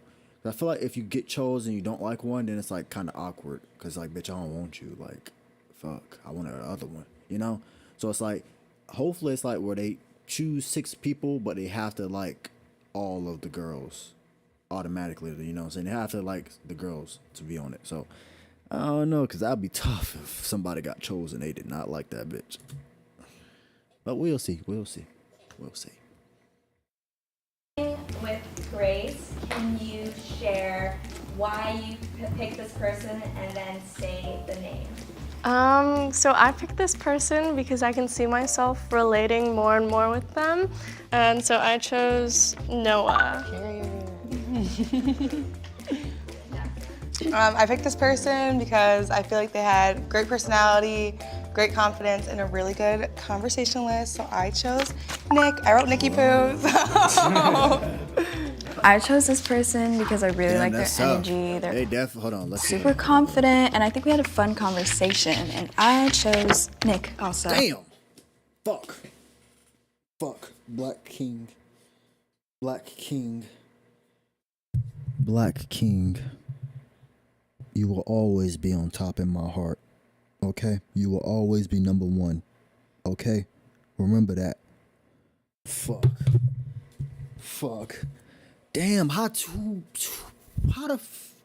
How was that gonna work? I knew because I was like, both of these chose Nick, and okay, so one of them got to choose and one of them can't. Like one of them got to choose another bitch, pick another nigga. They both chose Nick. How the fuck that's gonna work? Y'all finna have a threesome with the nigga? What's finna happen? Is he finna have to choose one of y'all? What? Damn, and I already know my black king got left out because he only got chose by her. Or her, he only got chose by her. Jaden got chose by her and I think her some shit. Oh my God. This ain't fair for my black king, bro. I'm sorry they did this to you, my guy. Damn, bro. Why the fuck both of y'all choose the same nigga? Y'all know y'all both want. That's stupid. Like, what? I thought this person was super funny, very sweet, so I chose Jaden. Damn.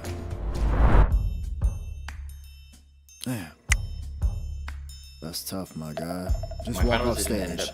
Hey, my guy, just walk off stage at this point, cause it don't even matter who it don't even matter who you chose. Just walk off stage, bro. Just walk off the stage at this point. Fuck it. Just go home, cause ain't like you just wasting your time now. Nobody wants you. You just wasting your time. Okay, great. Oh, I see how it's like a little. They gotta choose each other to match. So he gonna have to choose. Okay, he gonna have to choose, and one of them bitches gonna get left out. Okay. Yeah, I really liked the conversation, and I thought we have a lot of common. It was sick, so I chose Joseph. Damn. That's tough. That's kind of fucked because it was between you and a girl that it was between you and the dude that got chose by both of the friends. So imagine me and my friend, we got a girl and another girl, and we both want one girl, and it's another girl that I chose, and I still go for the girl that he going for. That sound confusing. That sound dumb as fucking confusing. Why would you choose the same person your friend chose? Now you have to make somebody make the decision. Now you go be butthurt if you don't get chose. In the back of your head, like, nah, this bitch chose her. Why this bitch? You know? And you ain't just choose to do who like you liked him. You say he was a good pick and you ain't even pick him. I think she just did it as sympathy. I think she did it as sympathy because ain't nobody else choose him. She had to do it. Nobody else chose him, so she had to make him not feel left out, so she chose him. That's tough. They really chose two of the same people. I mean, they really chose the same person. Now he gotta pick between one of them, and one of them gonna be hurt by the decision. That is crazy. Tinder. This is like I think the conversation went pretty good. I think it flowed. You see why they waited on him? You see why they chose him last? Because they know what it is. I think there's a lot in common. I chose Mina. Yeah. I just want to say, all the dates I went on, all you guys are lovely. I had a great time with each and every one of you. The person that I chose it was hard. I'm gonna be honest. I'm still conflicted. Even right now, I'm very conflicted. Okay. The girl that I chose was Yosa. I kind of knew it. I didn't want to say it, but I knew it. I didn't want to say nothing. So fun! Oh my God. It's cool. Will any of you actually go on first dates? A group date. Let's all go on a group date. That would be so fun. I like that. Well, that's our first date. Would be a group date. A group date, yeah. Nah, she I left feel out. like That's tough. all of them matched up really well, so I'm happy that they get their dates and they get to That's tough. She left out. That's tough. That's what y'all get for choosing the same. You should know your competition. You should know your competition very well. Like if I know a nigga, granted, I'm supposed to think I'm the best looking nigga in the world. I mean, you just supposed to think that I had the confidence. But if I see a fucking Michael B. Jordan ass nigga going up against the same girl I'm trying to get, you gotta know. Most likely, I'm not gonna win this battle, my guy. Pick and choose your battles wisely. Like I'm not like if Michael B. Jordan want the same bitch I want, I'm not going for that bitch. Yes, I can attempt it, but if it's like between her and another girl who like me, I'm not going for. I'm gonna go for the one who like me and only me. You know what I'm saying? Like, and now look alone. That's tough. That's tough.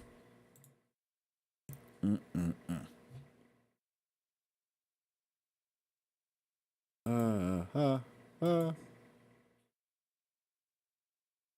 boogeyman. Hoo, hoo, hoo. Let me see. If I'm a scroll, and if I don't find nothing I like, I am getting off. I am getting off.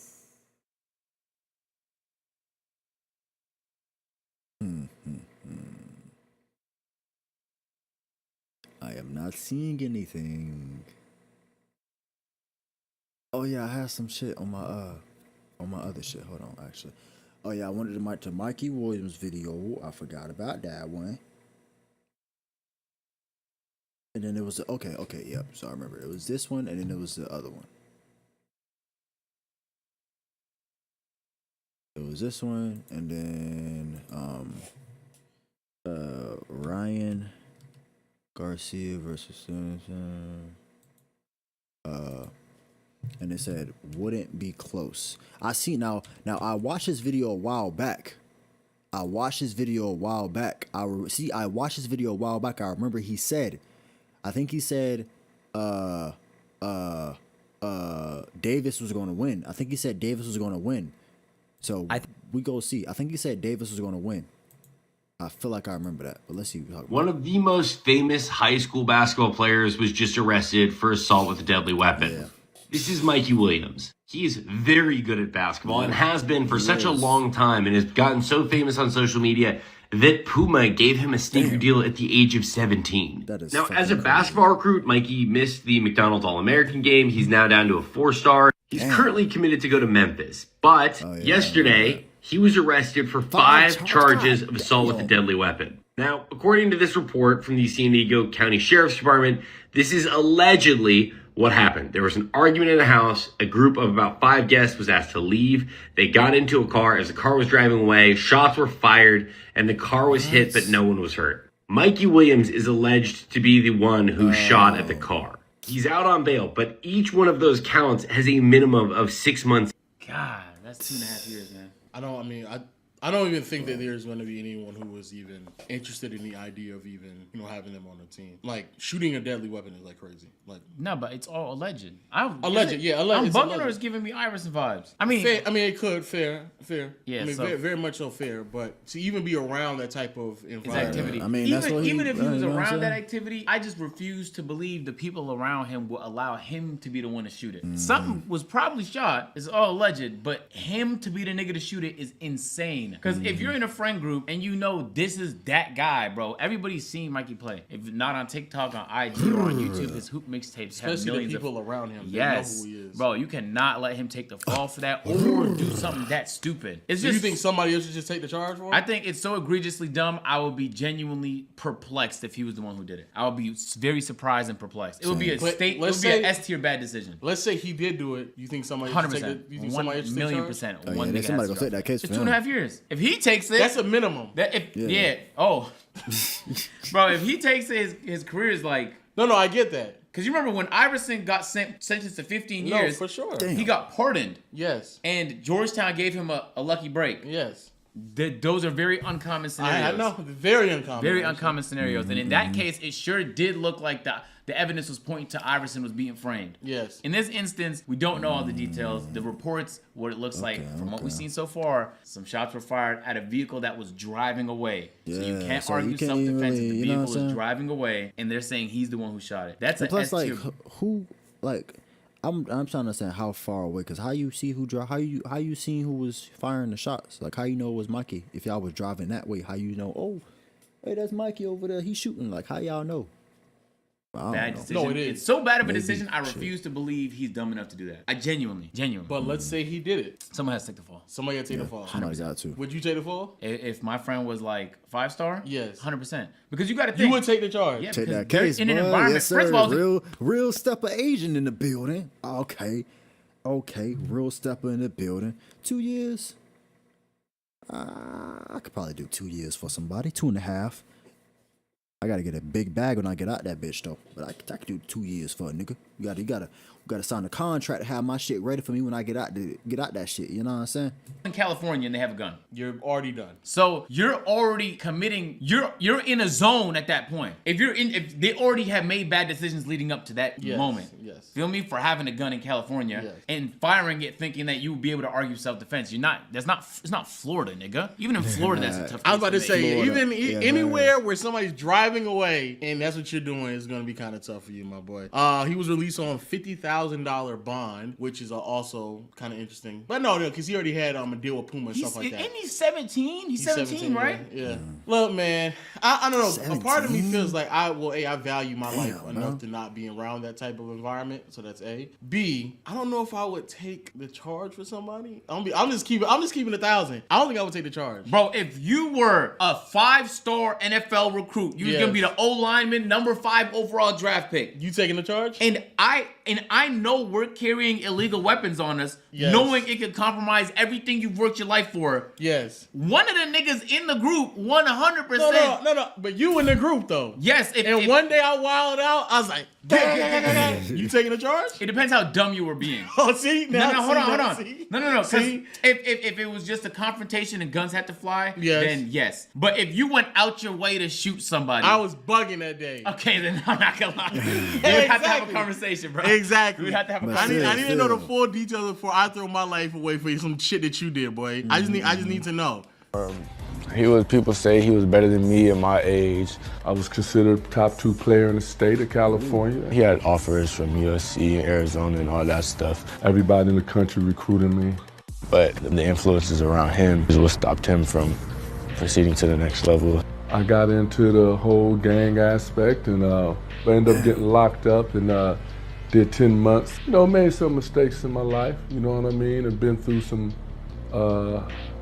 tough things, but we all live. We live and we learn. So just throw that in, Caleb. So for those who don't know, that's his father. It just so happens that the cycle is now repeating itself. That clip was from a few years ago. And remember from the podcast, Davo had told us a story about how he was one of the top ranked running backs in all of South Carolina, and then all it took was one text in a group chat where he made a threat to a rival team, and all his offers from all the top schools got pulled. We see this so often. In this case, familial, like his father. Like, how many examples of somebody fumbling? Bro, you gotta be on your P's and Q's, especially when you like that nigga. Bro, you gotta be on your P's and Q's, bro. Cause niggas, they try to set you up for the craziest shit. They trying to get you. Like, bro, nigga, you was a top recruit in South Carolina, and a text message what got you fucked up. Why would you even make that threat in it, bro? Like, see, I'll never understand that shit, bro. I'm just not threatening somebody in a group chat. Like, I just say, fuck you, blah, blah, blah, bitch ass nigga. Blah, that's why you sorry or some shit. Trash talk, but I'm not threatening a nigga, bro. Like, that's crazy. Now, all your shit, you could have, man.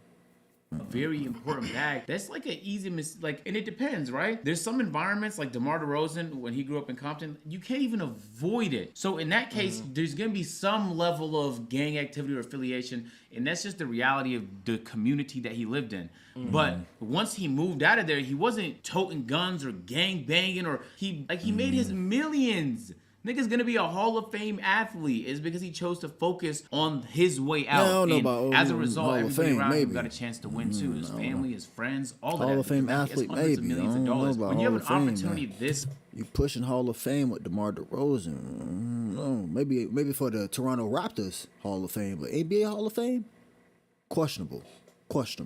Big in front of you, especially as an athlete. You get so many new people that start whispering in your ear, hitting you up, and I know it could be tempting, but come on, bruh. You just can't carry. You can't carry, dog. And you know his NIL shit is in the millions, right? Yeah. Now that amateur players can get paid, his NIL deal is in the millions of fucking dollars. You have the money to pay for security, or you have the smarts to avoid putting yourself in difficult situations. It doesn't mean that you gotta be perfect, but this just feels feels like a mistake that could have been avoided, dog. And what I want to say is it goes beyond just being a basketball player, because I think even regular people, you don't want to put yourself in a situation where you give yourself a disadvantage that was completely avoidable. And I always, I was growing up, my mom always used to tell me, you be very mindful of the crowd that you keep, the people that are around you, because unfortunately who you keep around you is a representation of who you are as well in some capacities, especially when people from afar are making judgments of you. You stand around a bunch of clowns from afar, it's going to be really hard to determine who isn't the clown. So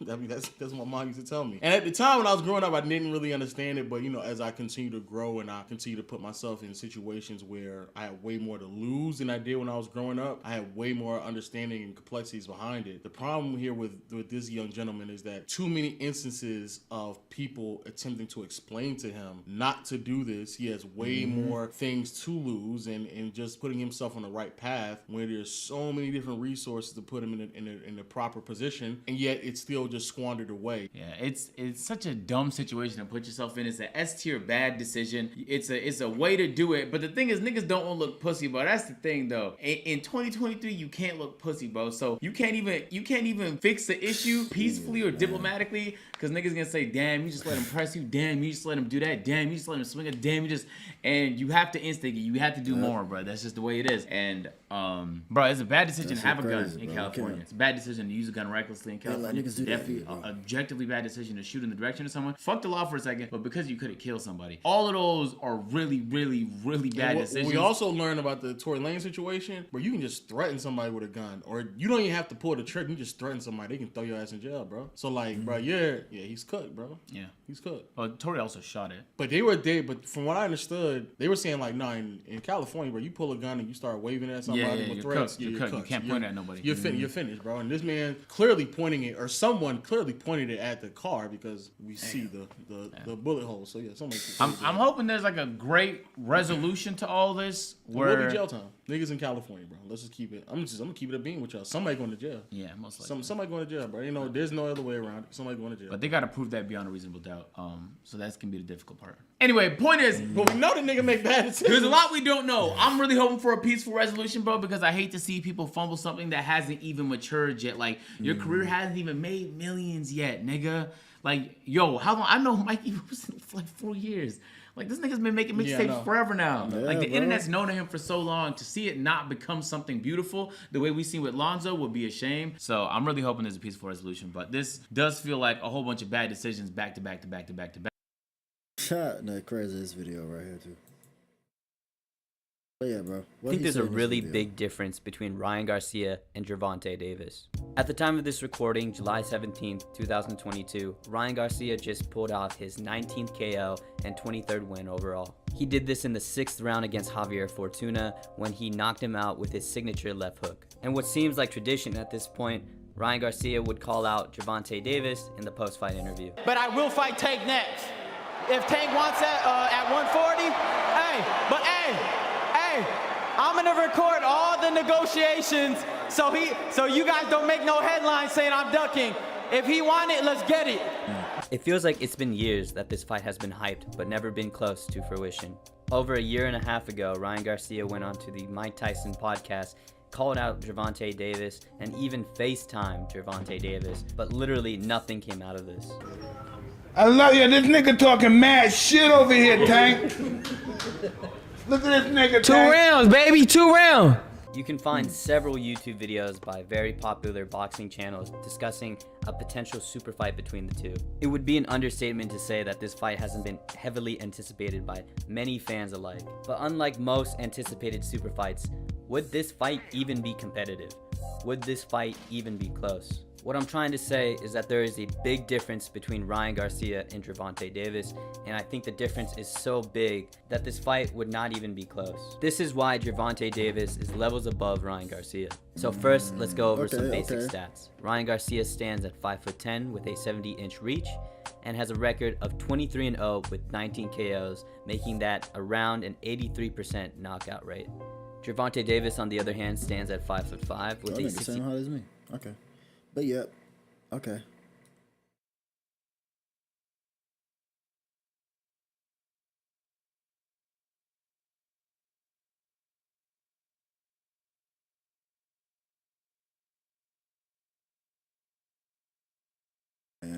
alright too.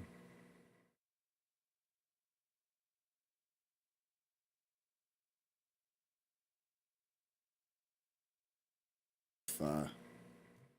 Good shit, my boy. That's all I wanted to see. Good shit, my boy.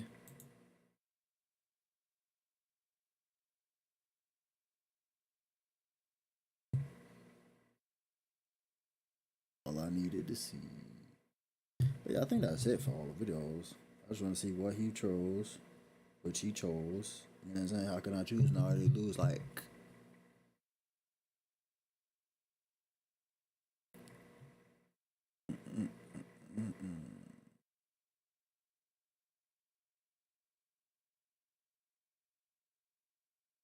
Yeah, I think that's it, man. I think that is it. I think that is it.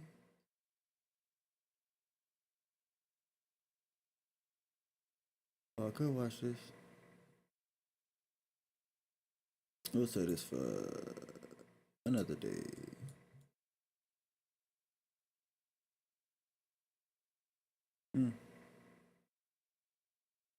Yeah, I think I am off of this thing. 2 hours. Could have played the game, but it's 11 already, and I got to go to sleep. So, oh yeah, wait. I got pose for the thumbnails. Before I go, hold on. You know what I'm saying?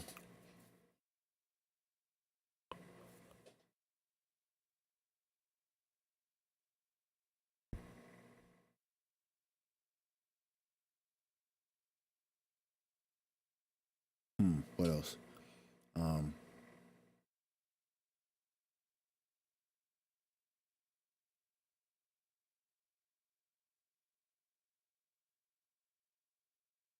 What else? All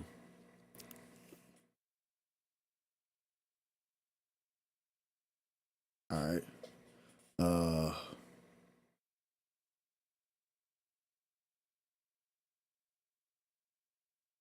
right. I think I'm good. I think I'm good.